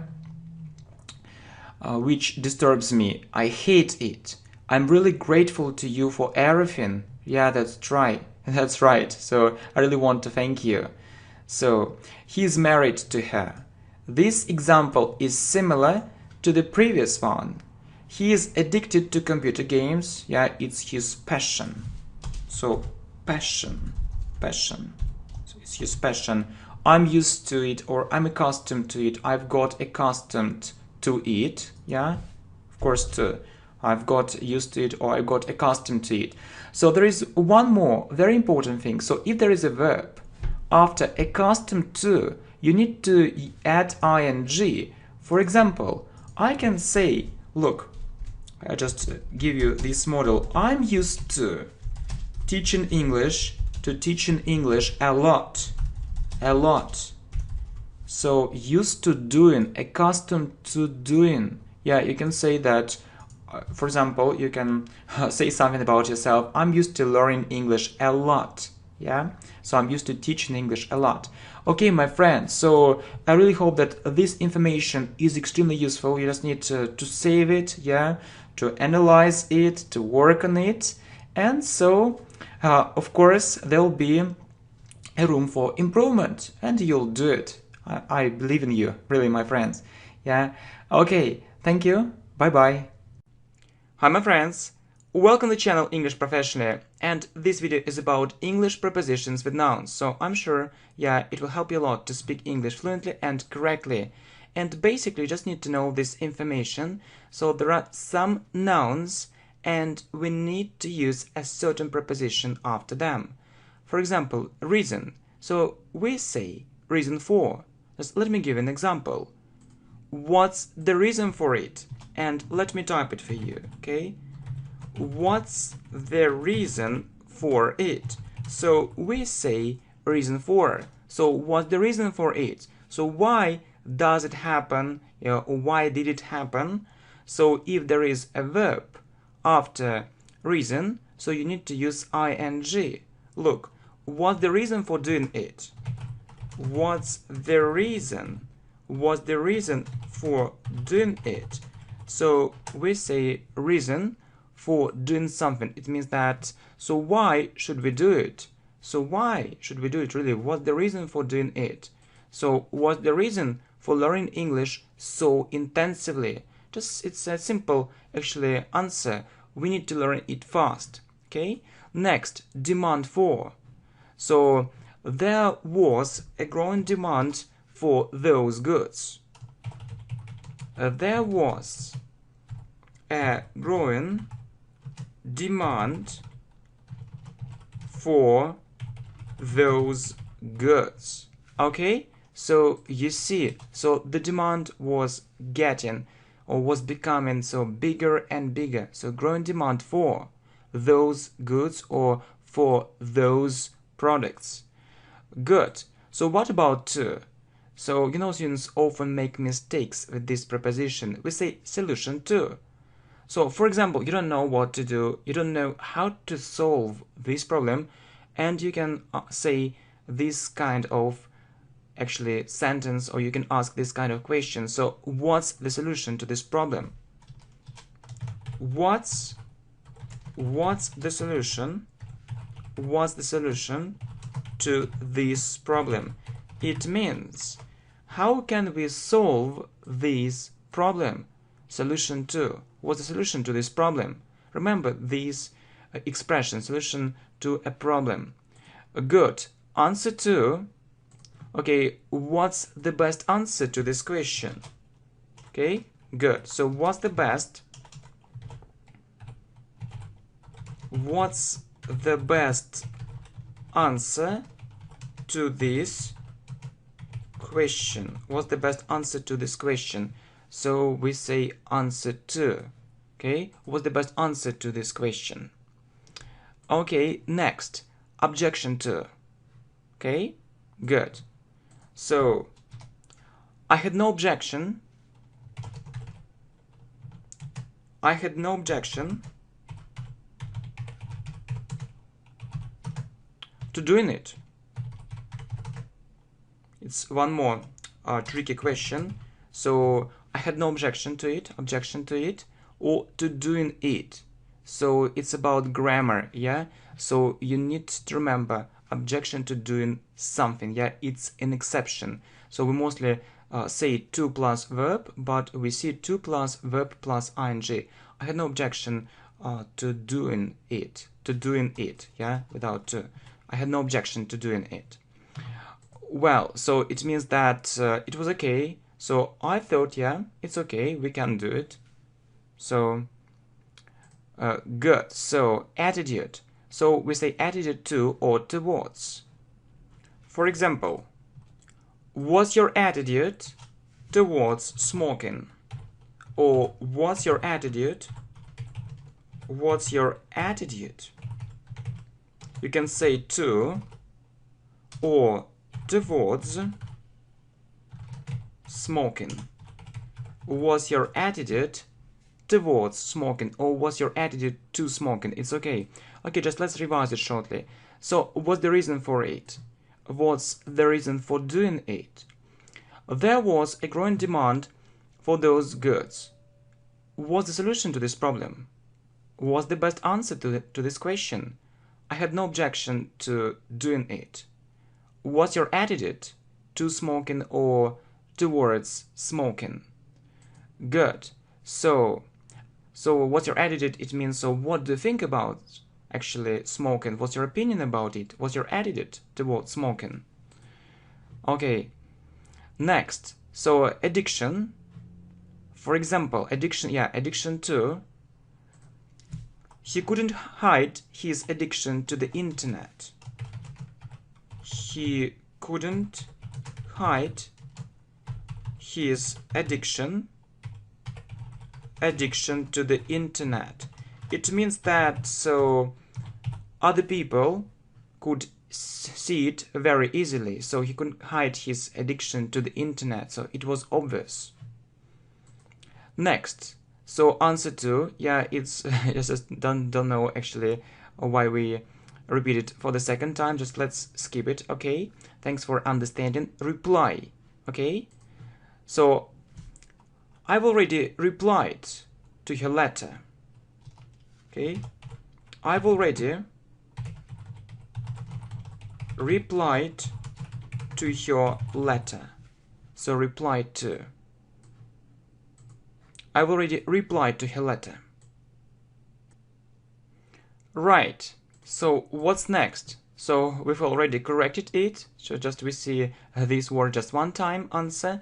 And so the next word, yeah. So difference and connection between. So you know, students often ask me, for example, what's the difference between these two words? Okay. So what's the difference between these two words? What's the difference between these two words, or what's the difference between these two expressions? It's a very common question. So difference between. Okay, connection between. Okay, what's the connection between these two accidents? What's the connection?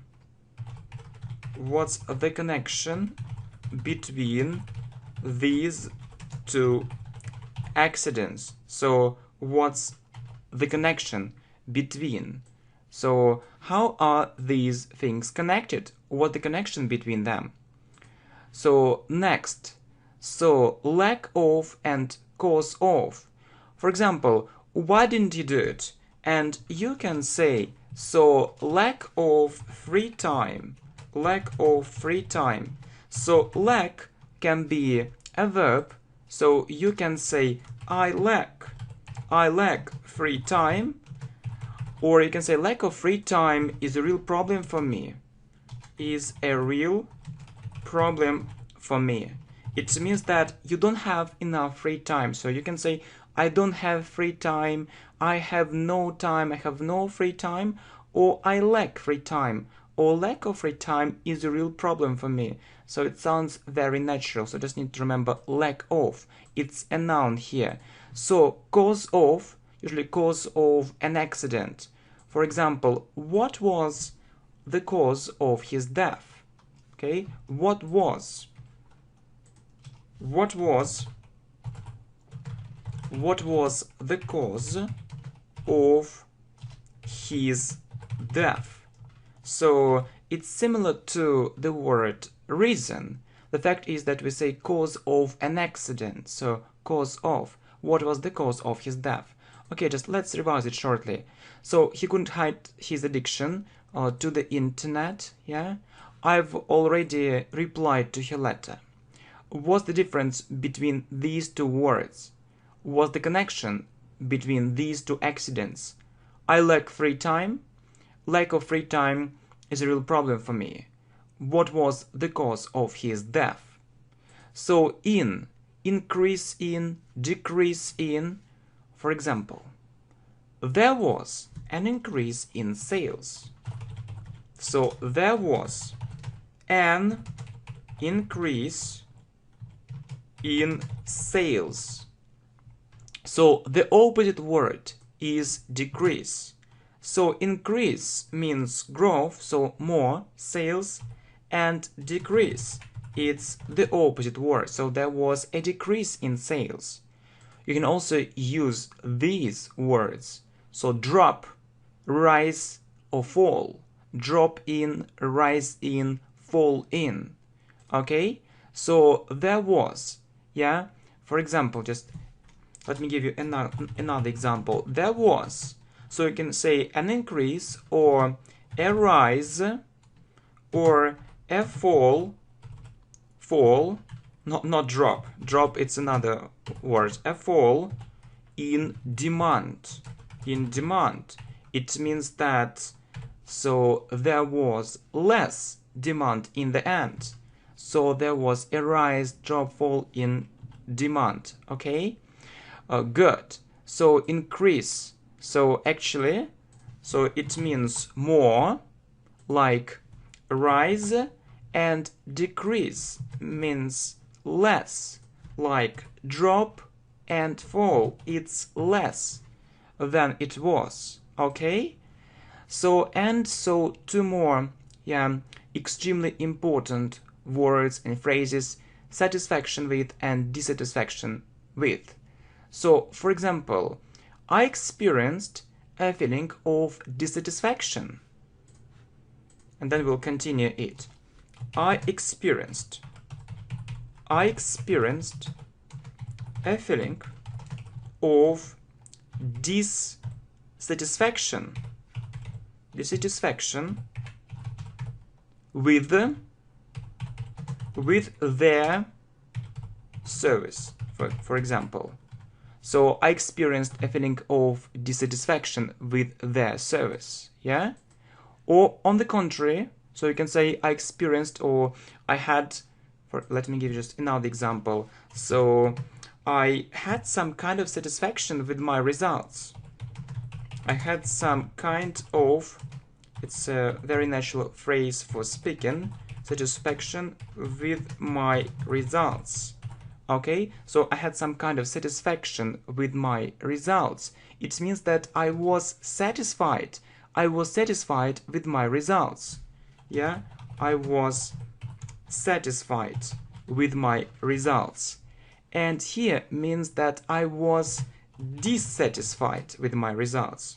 I was dissatisfied with my results. I wasn't happy about my results at all. Okay, so let's revise it. So there was an increase, decrease in sales. Good. So there was a rise, a drop, a fall in demand. I experienced a feeling of dissatisfaction with their service. So I was dissatisfied with their service. Or I had some kind of satisfaction with my results. So I was satisfied. I was satisfied with my results. Okay, my friends, thank you very much. Yeah, please pay attention actually to these words and preposition, and I'm sure it will help you a lot. Thank you. Bye-bye. Hi my friends, welcome to the channel English Professionally, and this video course is very special. So it's about prepositional phrases for all the levels you might need, so not only for beginners but also for these levels, I mean intermediate and advanced. So really you'll see and hear lots of useful information. Okay, are you ready? Are you ready to know this information? So the thing is that you need to know these prepositional phrases to speak English correctly and fluently. Okay, let's look at some prepositions with on, so you need to remember it. On suspicion of, so you can listen and repeat. On holiday, on vacation, on purpose, on tiptoe, on no account, on a diet, on approval, on behalf of, on time, on business, on edge, on the verge of, on a trip or on a business trip, on a journey, on condition that, on the phone, on average, on the part of, on pension, on paper, on the brink of, on the agenda, on occasion, on someone's initiative, on the assumption, on sale, on the grounds of, on the horizon, on the edge of, on the hour, on an island, on fire, on file, on good terms, on strike, on a regular basis. Good. Let's look at the prepositions with in. In view of, in love with, in defense of, in disguise, in charge of, in terms of, in response to, in brief, in a sense, in reality,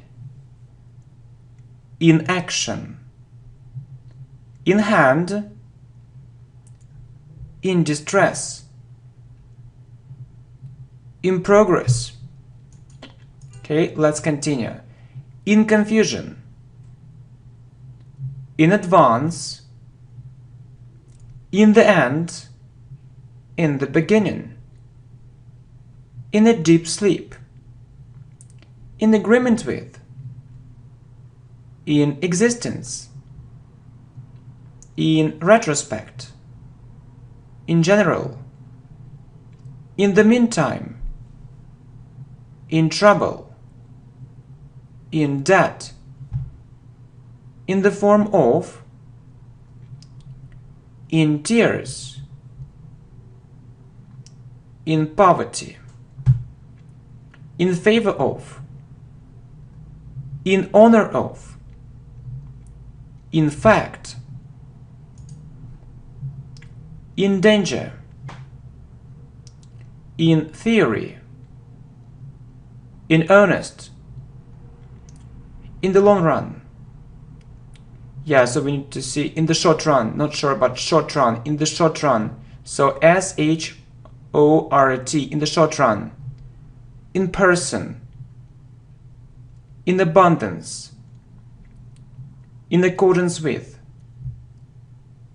in secret, in the absence of, in blossom, in conclusion, in disorder, in hurry,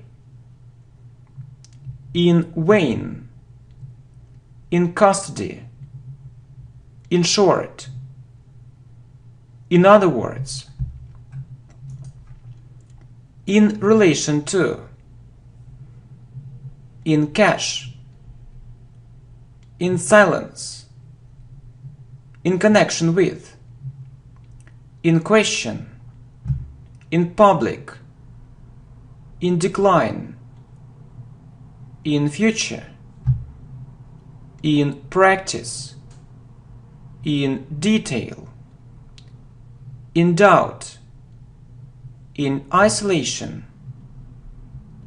in harmony, in a mess, in the eyes of, in private, in particular, in demand, in disgrace, in comparison with or to, in moderation, in addition to, in pursuit of, in collaboration with, in pieces, in return, in search of, in essence, in contrast with, in contrast to. So if you look at these prepositions, so we see really lots of prepositional phrases with in, much more than with by, for, at, and at. Anyway, so we also need to pay attention to this preposition too. Okay, let's look at this preposition, by. Okay, so by chance, by law, by force, by order of, by air, by sea, by land, by nature, by no means, by hand, by mistake, by means of, by heart,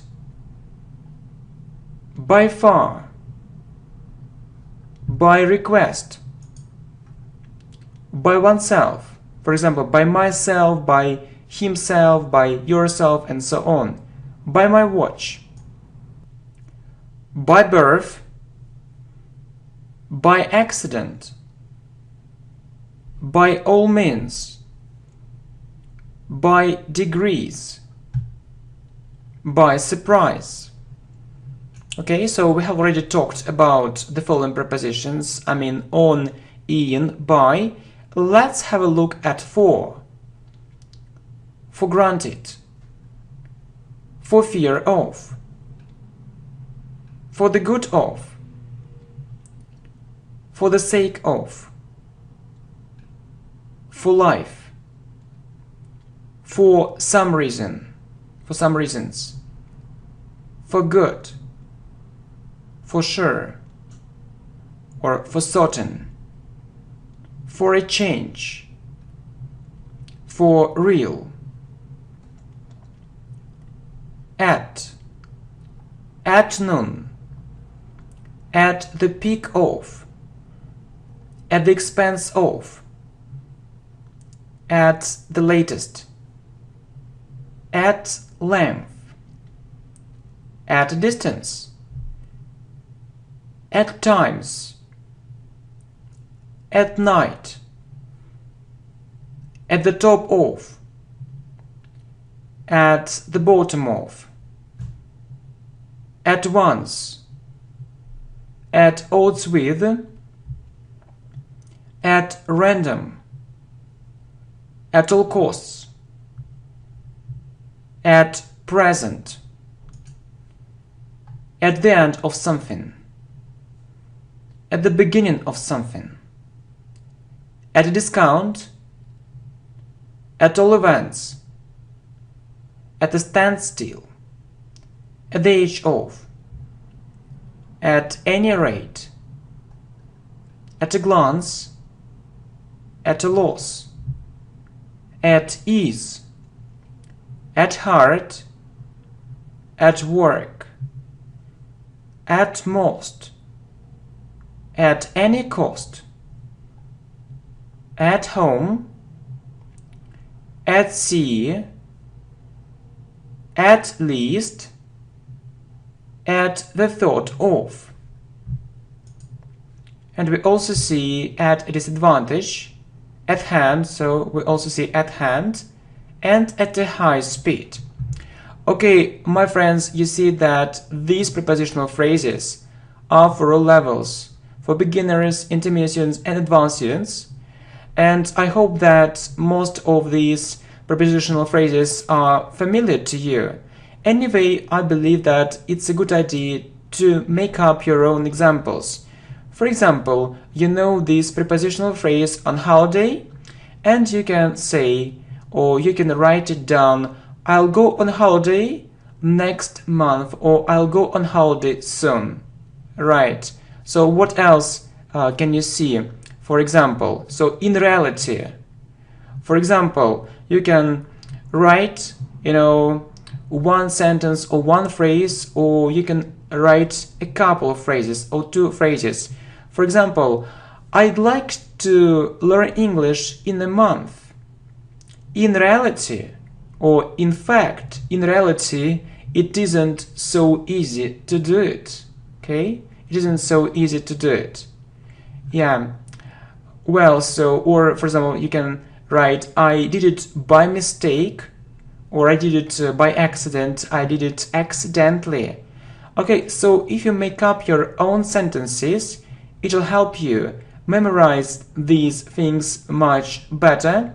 So I hope that you'll do your best. Anyway, if you have no time for it, don't worry. The most important thing is that you know these prepositional phrases, and so sooner or later, really, I believe so, you'll meet them or you'll hear them. Okay, so I think that you can write it down or save it. So I just don't know actually what is better for you. But anyway, okay, my friends, so if you want more examples, and if you want more prepositional phrases, and if you want prepositional phrases maybe just for beginners or just for this intermediate level or an advanced level, let me know, and I'll try to prepare something useful for you too. Thank you, my friends, very much. Thank you. Hi, my friends. Welcome to channel English Professionally. And this video is about English prepositions with adjectives, verbs, and nouns. So this video is extremely important, especially for beginners. Okay, basically, you just need to know it, yeah? So you see when we use of, in, from, and other prepositions, okay? And you also see different examples. For example, we say, tired of. I'm tired of my work. Okay, so let me type it for you. I'm tired of my work. So if you use this adjective, tired, so you need to say tired of something. For example, I'm tired of my work, I'm tired of that lesson, and so on. Tired of.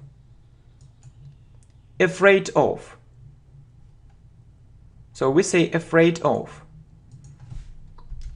He's afraid of spiders. He is afraid of spiders.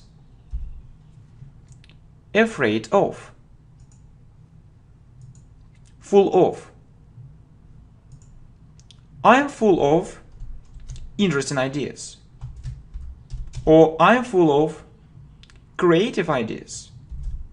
I am full of interesting or maybe creative ideas. So full of, it means that I have lots of interesting or creative ideas. Good. We also say fond of. So if you really like something, for example, you can say I'm fond of English. So if you say I'm fond of English or I'm fond of sport, it means that you really like it. So you can also say I enjoy English, I enjoy Sport. So fond of. You really like it. Good. It's a very good phrase for speaking. So proud. Proud of. I'm proud of your results. I'm proud of your results. It means that I'm so happy that you have these results. I'm proud of your results. Interested in. Yeah, in. So interested in, we say interested in. For example, I can say I'm interested in foreign languages. I am interested in foreign languages. I'm interested in foreign languages. So it's my interest. So don't forget to use the form of the verb to be. I'm interested in foreign languages. So we say believe in God. So believe in. I believe in God. I believe in God. So next, he believes in ghosts. In ghosts. So you believe that it exists. You believe that it exists. But this verb can have another meaning, so we can use it in another context. So I can say I believe you. So I believe you. If you believe a person, you means that you trust. So you trust this person. So I believe you or I trust you. I trust you. Okay? So, but if it's about God, ghosts, something supernatural, yeah, so we say, yeah, believe in. Okay, good, very good. So what's next? From. We say different from. For example, his level is different from mine. His level is different from mine. From my level or from mine. So sometimes we see to. So different to is also possible. From or to. But we mostly see from. So if you see different to, don't be surprised to. So his level is different to mine or his level is different from mine. But we mostly say from. Okay, so let's revise it shortly. So I'm tired of my work. He is afraid of spiders. I'm full of interesting ideas. Or I'm full of creative ideas. I'm fond of English. I'm fond of sport. I enjoy English. I enjoy sport. I'm proud of your results. I'm interested in foreign languages. I believe in God. He believes in ghosts. So I believe that God exists. So he believes that ghosts exist. So it's something supernatural, yeah? So, or I can say I believe you. So believe has a meaning of trust here. So I trust you. His level is different from mine. So keen on. For example, I'm keen on music. I'm keen on music. Or I'm keen on reading. So yeah, what is it? It's really weird. Do you know this word weird? Yeah? So you know that maybe you know this word strange, but weird, it means something really interesting and surprising at the same time, okay? Surprising, weird. So something really strange and surprising at the same time. So I know that native speakers use this word very often, yeah? So of course, if you actually see it, so it sounds really weird, yeah? It isn't right at all, yeah? No way, my friend. Okay, so let's go on. Well, so I'm keen on, so it means interested in. So you know, these phrases are extremely useful for speaking. Please, my friend, remember these phrases. So you can say, I am interested in, for example, music. You can say, I am keen on music. Or you can say, I am fond of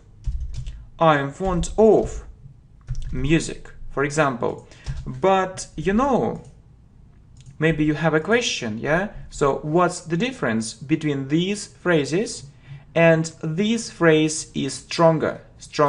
So it means I enjoy, I really like it. So, you know, if you say I like, it's okay, but try actually to use different phrases. Not only I like, I think it's too simple, my friend. Really, it's too simple. So speak like native speakers do. So I'm fond of it, I enjoy it. Good, very good, my friend. So good, yeah, what about at? So good at, bad at. For example, I can say I am good at chess. It means that I can play chess well, or it can be the opposite thing. So I am bad at chess, or I'm good at English. So I know English really well, so I'm good at foreign languages, and so on. Good. So look at. So if I want you to see something, I can say, so look at this sentence. Look at this sentence, or look at this slide, or for example, you know, look at him, and so on. So if I want you to see something, yeah, so with your eyes, so we say look at. Okay, but so there are other meanings, yeah, so not only at, there are other prepositions, yeah, but actually they have a different meaning. All right, good. So married to, yeah, for example, he is married to her. He is married to her. Listen to, we say listen to. You can say I enjoy listening to music. I enjoy listening to music. I really like listening to music. So listen to. Yeah, and if you use these actually structures with a verb, interested in, keen on, fond of, enjoy, so you need to add ing. So you'll say, I'm interested in listening to music. I'm keen on listening to music. I'm fond of listening to music, and I enjoy listening to music. Maybe you can say, I enjoy learning English here. So enjoy doing. Yeah, and don't forget to add to with listens, also very important. Okay, let's have a look at it one more time. So I'm keen on music. I'm keen on reading. Strange, weird, surprising. I'm interested in. I'm keen on.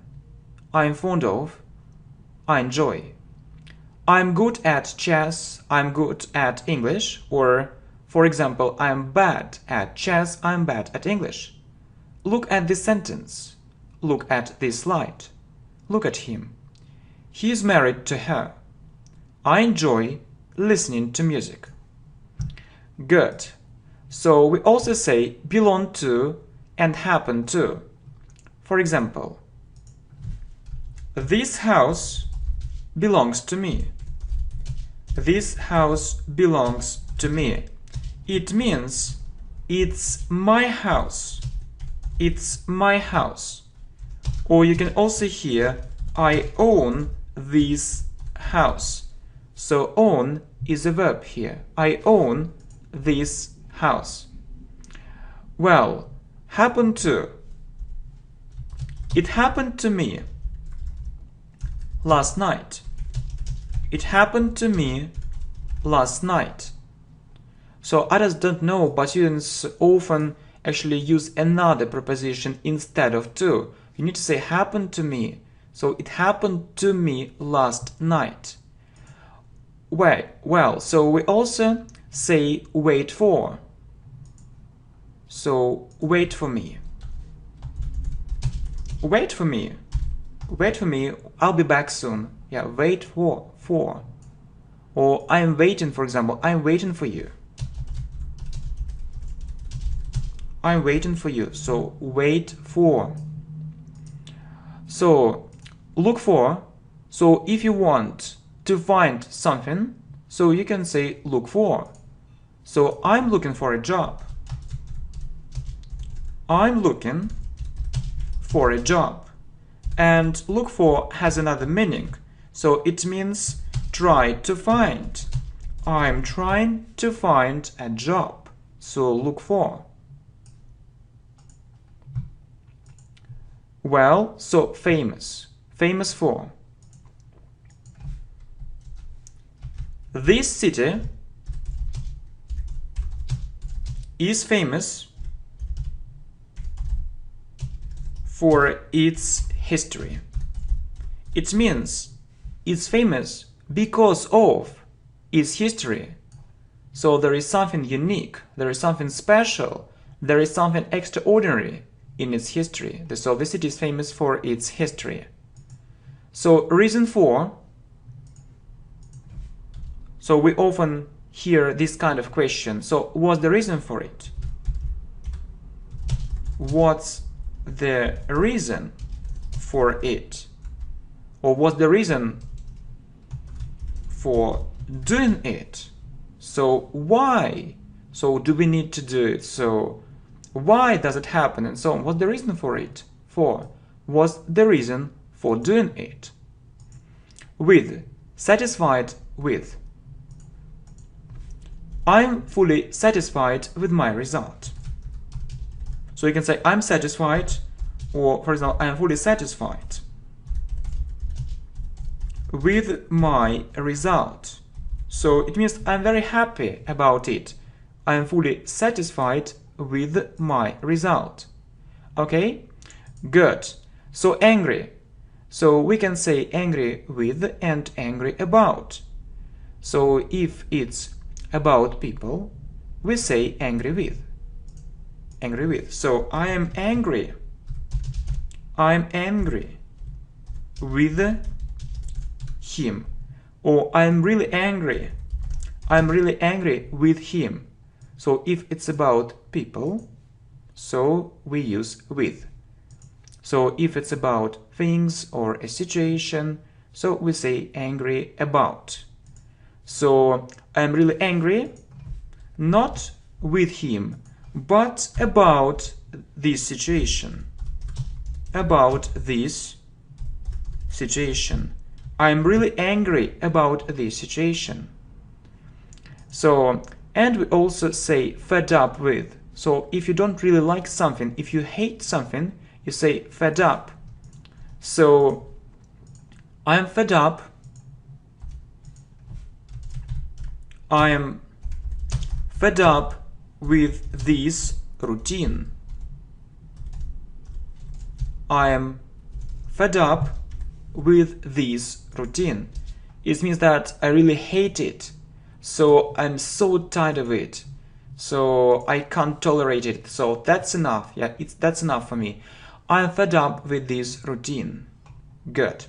Okay, so let's have a look at it one more time. So this house belongs to me. So it's my house. I own this house. It happened to me last night. Wait for me. I'm waiting for you. I'm looking for a job. So I'm trying to find a job. This city is famous for its history. What's the reason for doing it? I'm fully satisfied with my result. I'm really angry with him, but about this situation. I'm fed up with this routine. Okay, so you can save it, yeah? So this information, or maybe you can write it down or type. So I just don't know actually. So which one you prefer more? So which type of strategy? Okay, so my friends, I wish you good luck, and I really hope that you'll find actually, and basically you find this video extremely useful and informative. So it's full of lots of interesting examples and phrases for speaking English fluently and correctly. Thank you. Hi my friends, welcome to the channel English Professionally, and this video is very special. So you see, it's called 33 Common English Phrases with Prepositions. So in, as, to, on, for, of, with, at, and from. You see lots of useful English phrases for speaking, and basically you just need to know these phrases and these examples. So we're going to have a look at them. Okay? You see different prepositions in different columns with in, as, to, on, and for. Okay? I really hope you like this video. Okay? So you can put a like if you haven't done it yet. Okay, in. Listen. We say in the beginning. It's a very useful phrase for speaking English fluently and correctly. You see, in the beginning, I'd like to say the following. In the beginning, in, only in. Next, in the end. So we say in the beginning and in the end. I'd like to mention it in the end, or I'd like to say it in the end. Good. In conclusion. Okay, in conclusion. I need to say something in conclusion. So we say in the end or in conclusion when we finish our talk, when we finish our discussion, when we finish our conversation. In conclusion. Good. In addition or in addition to it. In addition to it, we also try to improve other results. So in addition to it, it means that we do more. So we add something, we do more. In addition to it, it means that it isn't the first thing, so it's the second thing or maybe the third thing in addition to it. In other words, in other words, in other words, it was a very big success. In other words, it was a very big success. Good. In general, in general. You see, in general, our profit is quite stable. In general, it means that, so in general, if we look at all these situations, in my opinion,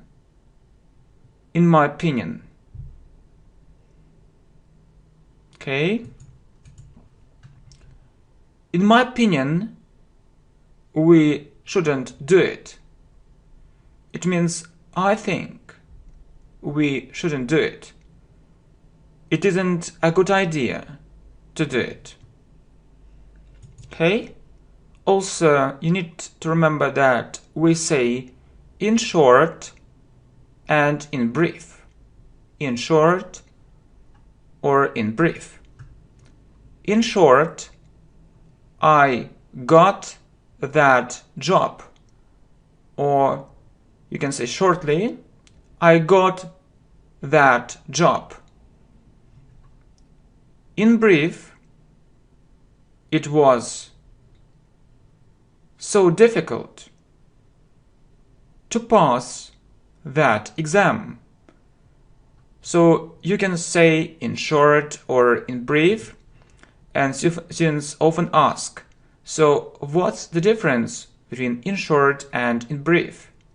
The thing is that we mostly use in short, however, we sometimes meet in brief too, so you need to get used to it, okay? Good, very good.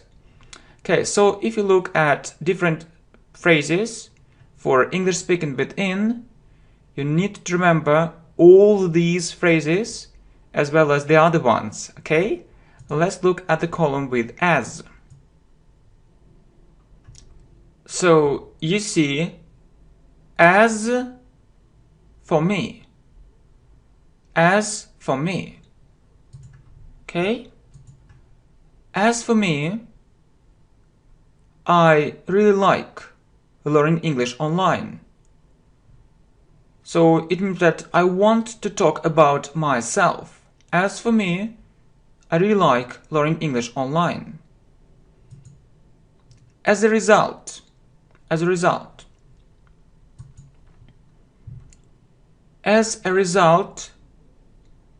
we won. It's a result of something. As a result, we can say as a result or so. So we won. Or as a result, we won. At. You see. As and at. We have as and at in this column. Okay? You see as and at. Not only as. So at first. We need to correct it. Just a second. Okay, I think it's better now. So we say at first. At first. At first, it was really difficult.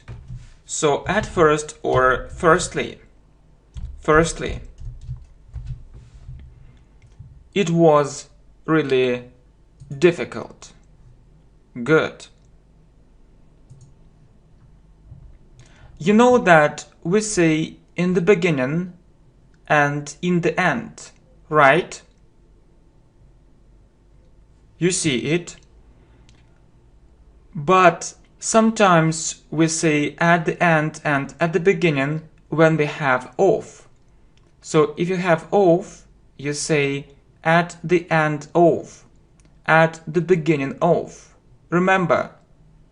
So I know that many students make this mistake again and again. You just need to understand the difference. So with of, at. Without of, so in. You see. We can discuss it at the end of the meeting. We can talk about it at the beginning of the next meeting. Or you can say, we can discuss it in the end. We can talk about it in the beginning. In the beginning. Good. Very good. Next. As well as. As well as. So you see as 2 times. As well as. And as a consequence. As a consequence. And my friends, I also think that it's a good idea for you to make up your own examples. So you see different phrases, different prepositions, and you can make up your own phrases or sentences, in the comments below. So as well as, for example, I want to know English as well as you. As well as you. It means when you want to have the same level as well as or the same as. Okay, next. As a consequence. As a consequence. As a consequence means as a result. As a consequence, they lost this money. Or as a result, they lost this money. But you know, it sounds more formal when you say as a consequence. Consequence. Good. Then such as. Such as. So you use it when you want to illustrate something, when you want to give some examples. Okay? I have different hobbies such as football and English. Football and English. Good. At the same time, For example, at the same time, so at the same time, we having a great time and learning English. So you can say, or we're having a great time and at the same time we're learning English. So when you have two things in one. Okay, to sum up. To sum up. Okay, well, you want actually to say something in the end. To sum up, we collected all the necessary information.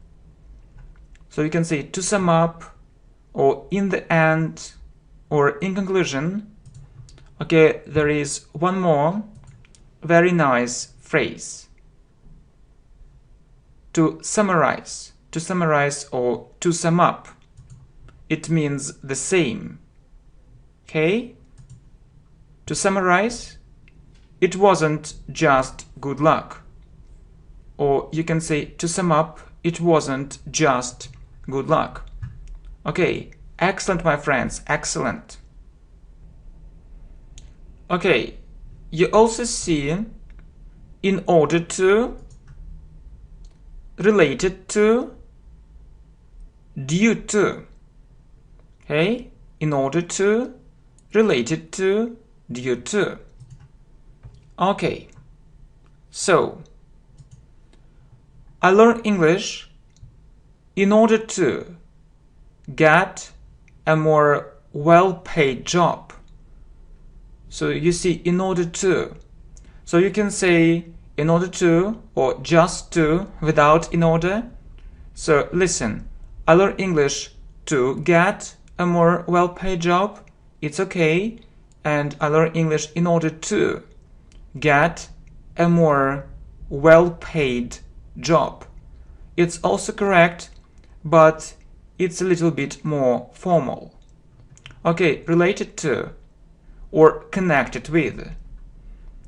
I mostly read books related to the subject.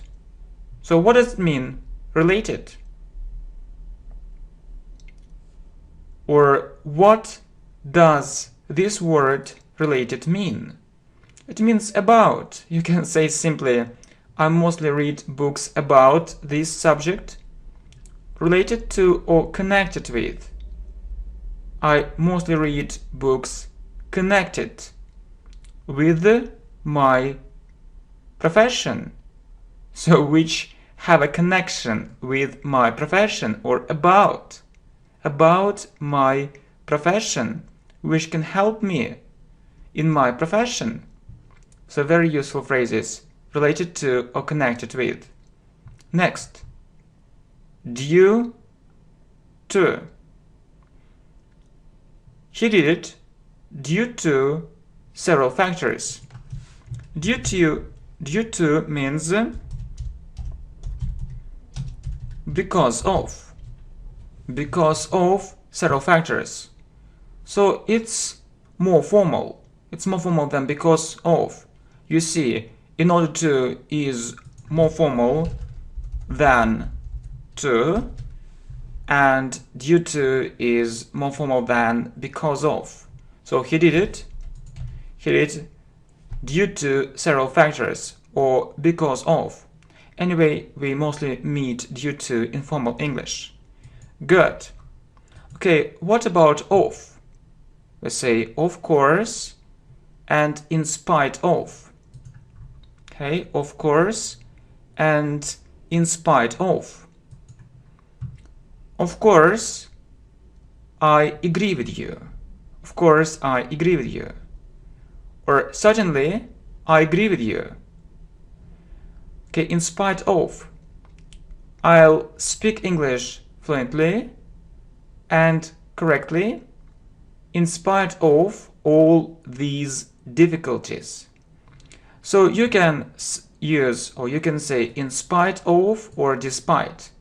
Listen, I'll say it with despite. I'll speak English fluently and correctly despite all these difficulties. So you can say in spite of and despite. So it makes no difference. The only thing that you need to keep in mind is that you use spite with in and of, and you use despite without prepositions. Okay, good. Okay, next. Let's talk about on and for. On the whole, on average, on the other hand, or on the one hand, on the other hand, on the contrary, on the contrary. Okay, but I also believe that it's better to write not just with prepositions, but and examples and examples. So we give examples. It's also very, very important. Not only prepositions, but examples. Okay, so let's look at these examples with on. Okay, on the whole, I have very positive impressions. So on the whole means in general,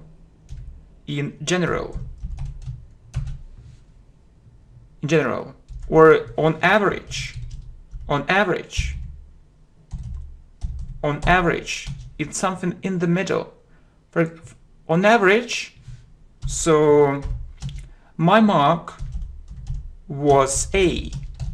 On average, my mark was A.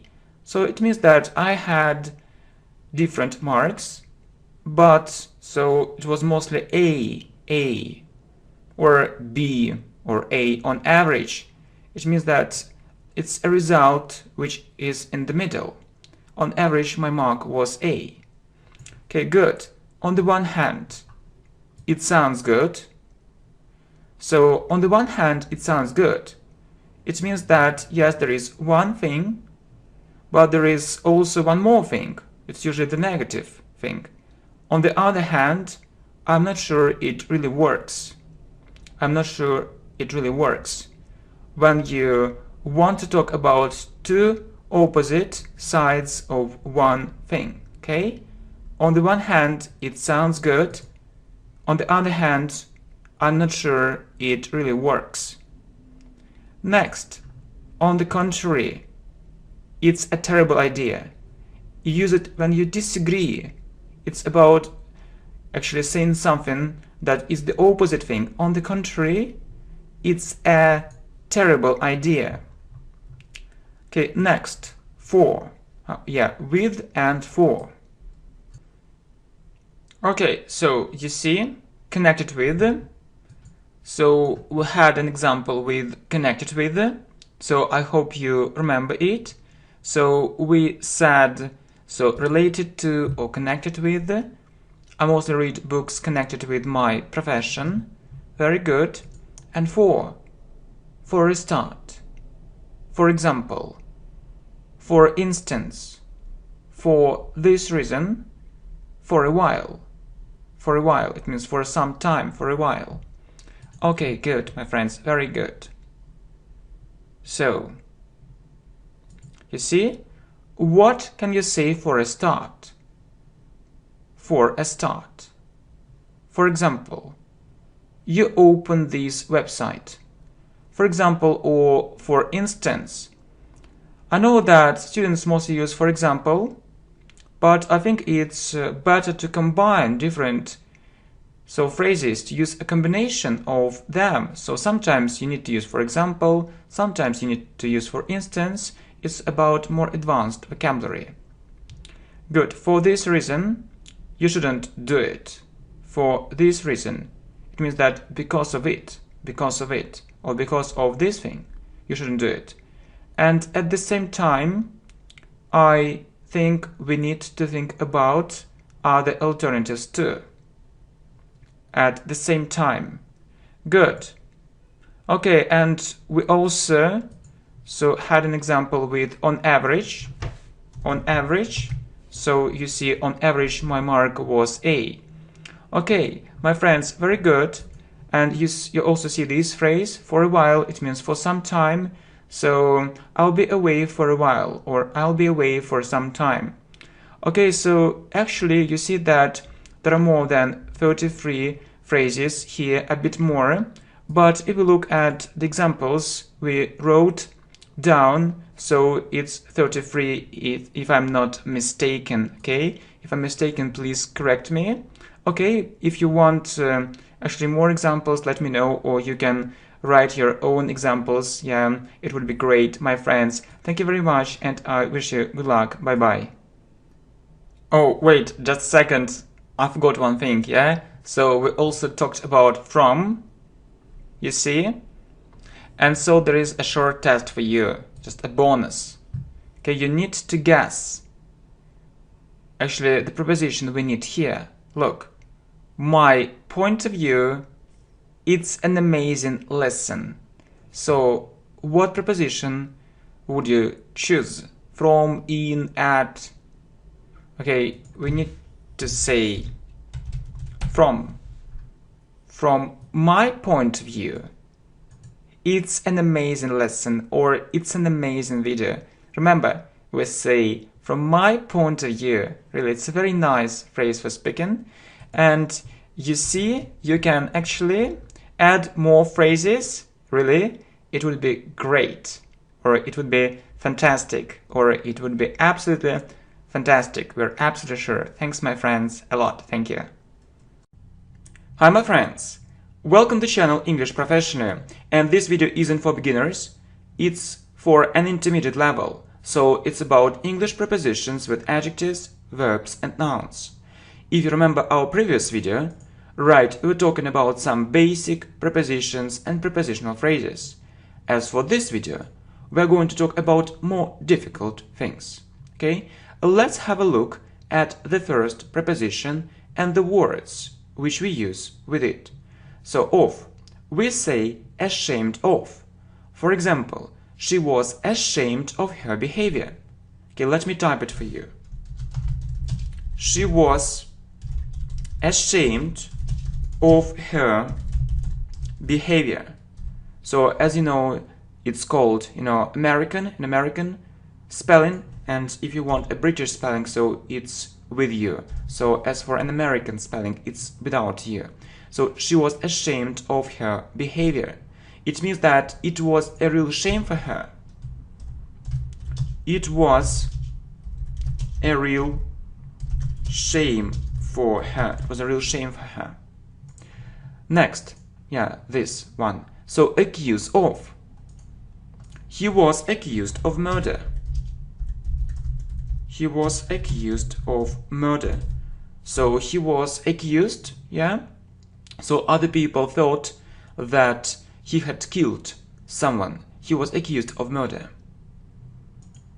So consist of. The presentation consisted of 10 chapters or of 10 slides. You had the book, the book consists of chapters, but as for a presentation, it consists of slides. So I just said it almost automatically. So the presentation consisted of 10 slides. So, for example, you can say the book consists of 5 chapters. Good. Okay, so actually I think that you remember it and you can revise this information in the previous video. Some basic preposition, some more difficult things. So die of. So it's a very common mistake. She died of cancer. She died of cancer. It's a very serious disease, She died of cancer. So guilty of. Who was guilty of it? Who was guilty of it? Who was guilty of it? Jealous. She is always jealous of her husband. She is always jealous of her husband. She is always jealous of her husband. Aware.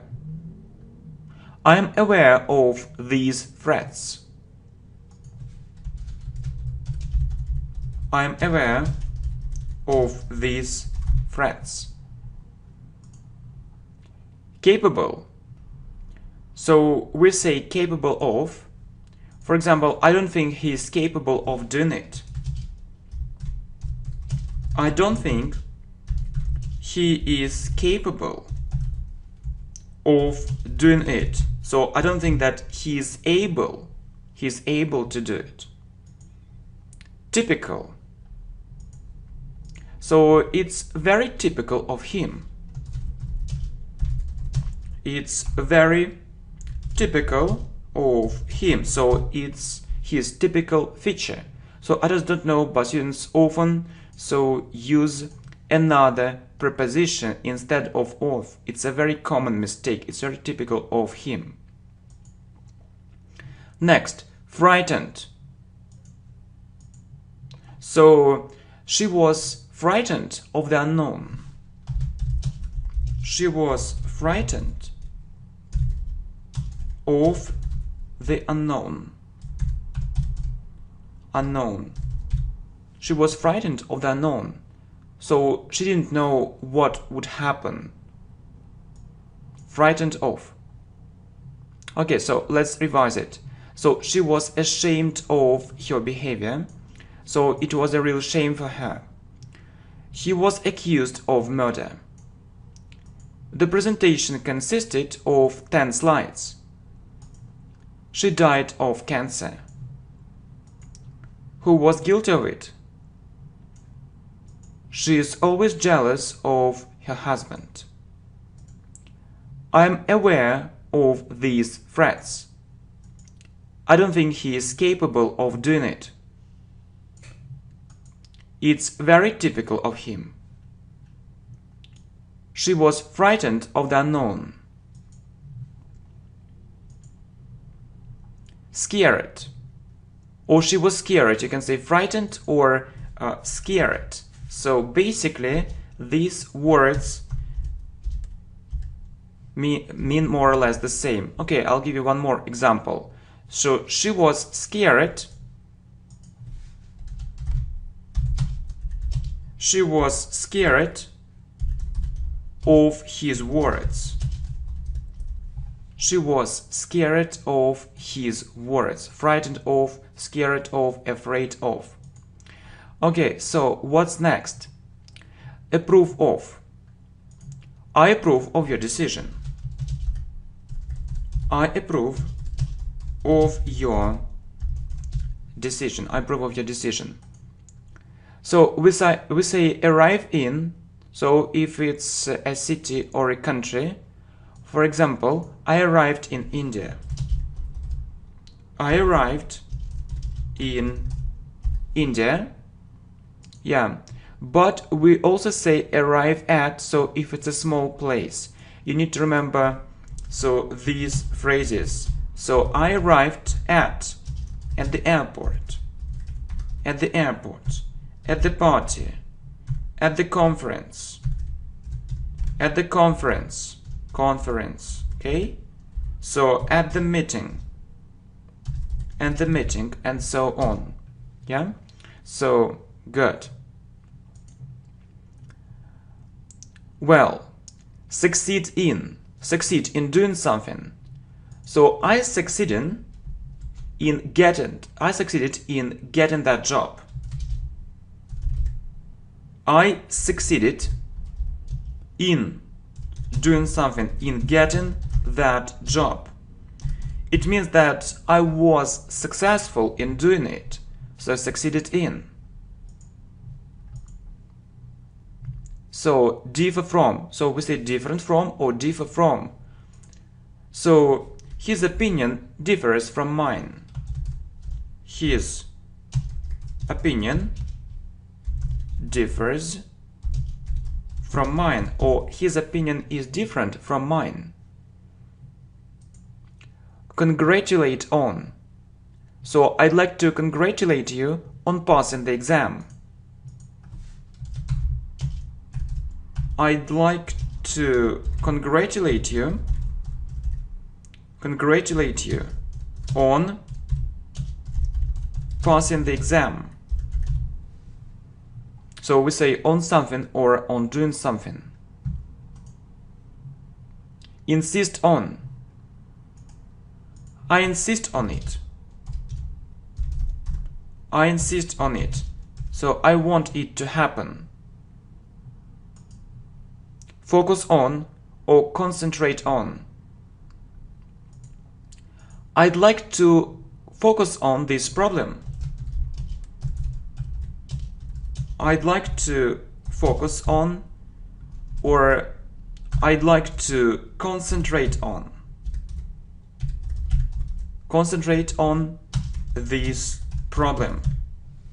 So I'd like to focus on this problem. I'd like to concentrate on this problem. So rely on or count on. So you can rely on me.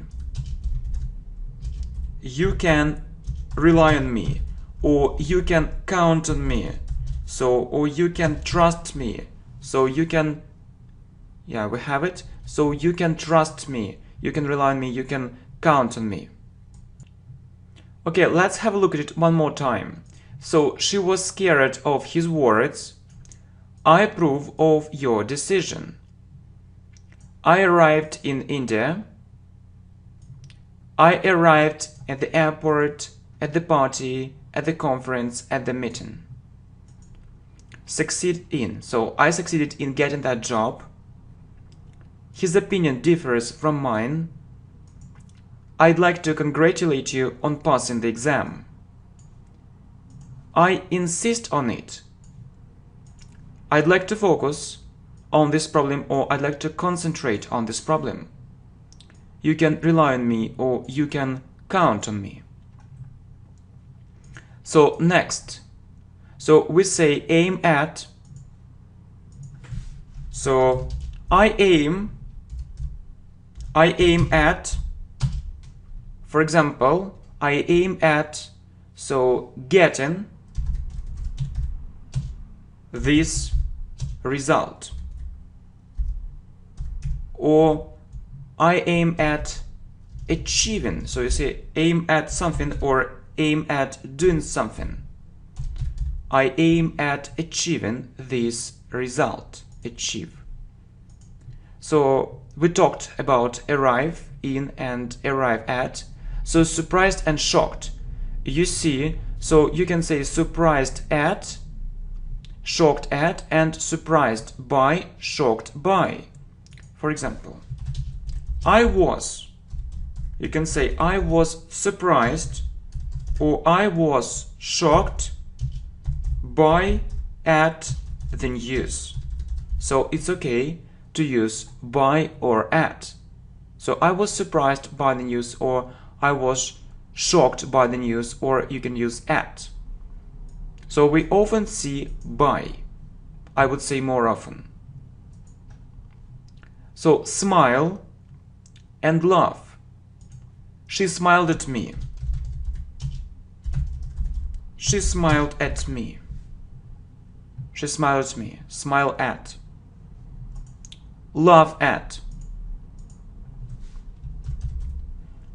They often laughed at the boy.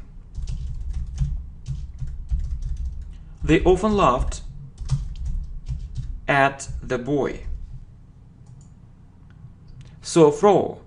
So you see, we can say throw at and throw to. What's the difference between throw at and throw to? Look. He threw a stone at him. He threw a stone at him. So he wanted to hurt him. So it's dangerous. It's dangerous. So he wanted to hurt him. He wanted to hurt him. So let's look at the next example. So he threw the pen to him. So the pen, so if you know this pen, So if we don't know it, so just it's a basic thing here. So he threw a pen to him. So it's okay, it depends on the context. He threw a pen to him. So, but he did it not in order to hurt him, but so he wanted to help. He wanted to help. He wanted to help. So that's the difference. So he threw a stone at him. So threw at, it's dangerous. He wanted to hurt him. And he threw a pen to him. So he wanted to help. Well, so what's next? Accustomed to. Accustomed to. So I'm accustomed to it. I am accustomed, yeah? So we say, so double, right, yeah, I remember. So double C and so T. I'm accustomed to it. So you say I'm accustomed to it or I'm used to it. It means it's okay for me. It's okay, it's normal. It's normal. It's normal for me now. I'm accustomed to it, I'm used to it. So react to. How did he react to it? How did he react to it? Okay, so I aim at achieving this result. I was surprised by the news. I was shocked by the news. She smiled at me. They often laughed at the boy. He threw a stone at him. So it's dangerous. He wanted to hurt him. He threw a pen to him. He wanted to help. I'm accustomed to it or I'm used to it. So it's normal for me now. How did he react to it? Okay. So we say similar to. So his ideas are similar to mine. His ideas are similar to mine. So similar to. So we have almost the same ideas. So familiar. So we can say familiar to and familiar with. Compare. This thing is familiar to me. This thing is familiar to me, and I'm familiar with this thing. I'm familiar with this thing. So you see the difference. So something is familiar to someone. Someone is familiar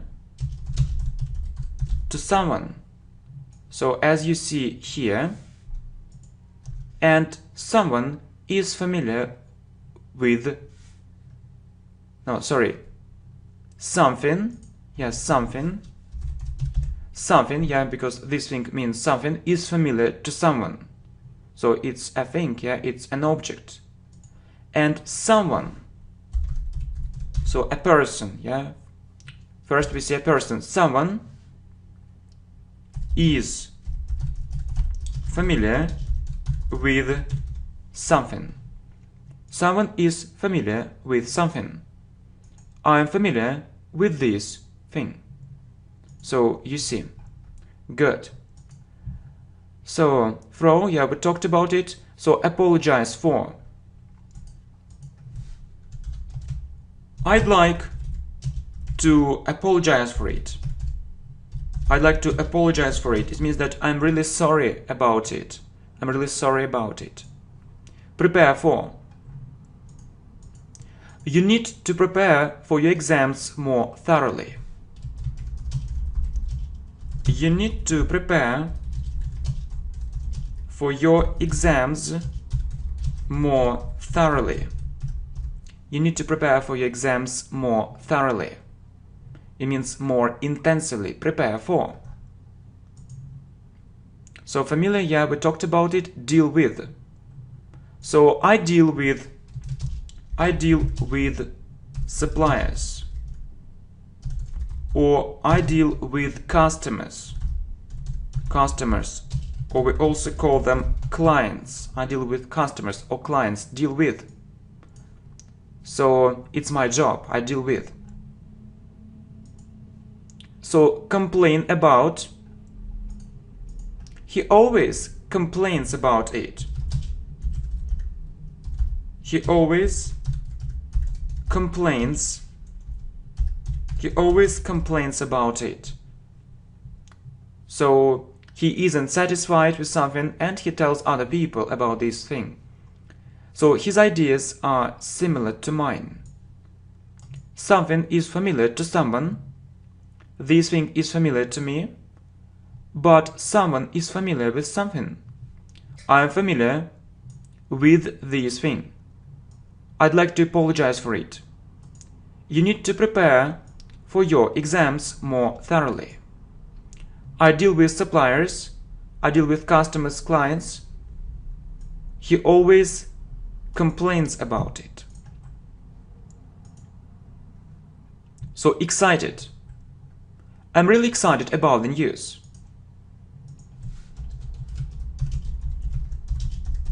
I'm really excited about the news. It means I'm really so happy about it. I'm really excited about the news. It's so exciting and so interesting. It's so thrilling. So translate from one language into another. So I need to translate it from Spanish into English. I need to translate it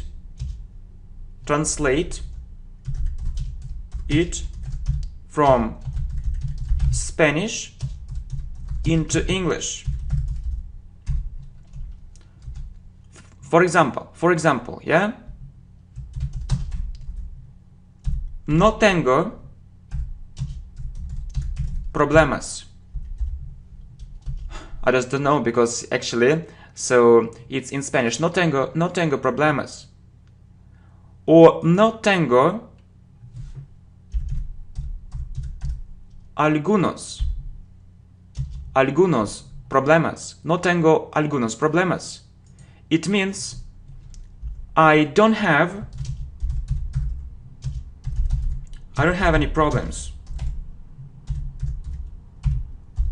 No tengo algunos problemas. I don't have any problems. So I've just translated it from Spanish into English. My friend, please remember that we say translate into. It's a very common mistake. Okay, good. I don't have any problems. Okay, good. So I'm really excited about the news. I need to translate it from Spanish into English. So no tengo algunos problemas means I don't have any problems. So, and we talked about surprised and shocked. So it can be shocked by, surprised at, and shocked at. Okay, my friends, I really hope this video is extremely useful. You just need actually to know this information, and don't forget to have a look at these examples one more time if you really want to memorize it better and start using it in your daily life more effectively. Thank you.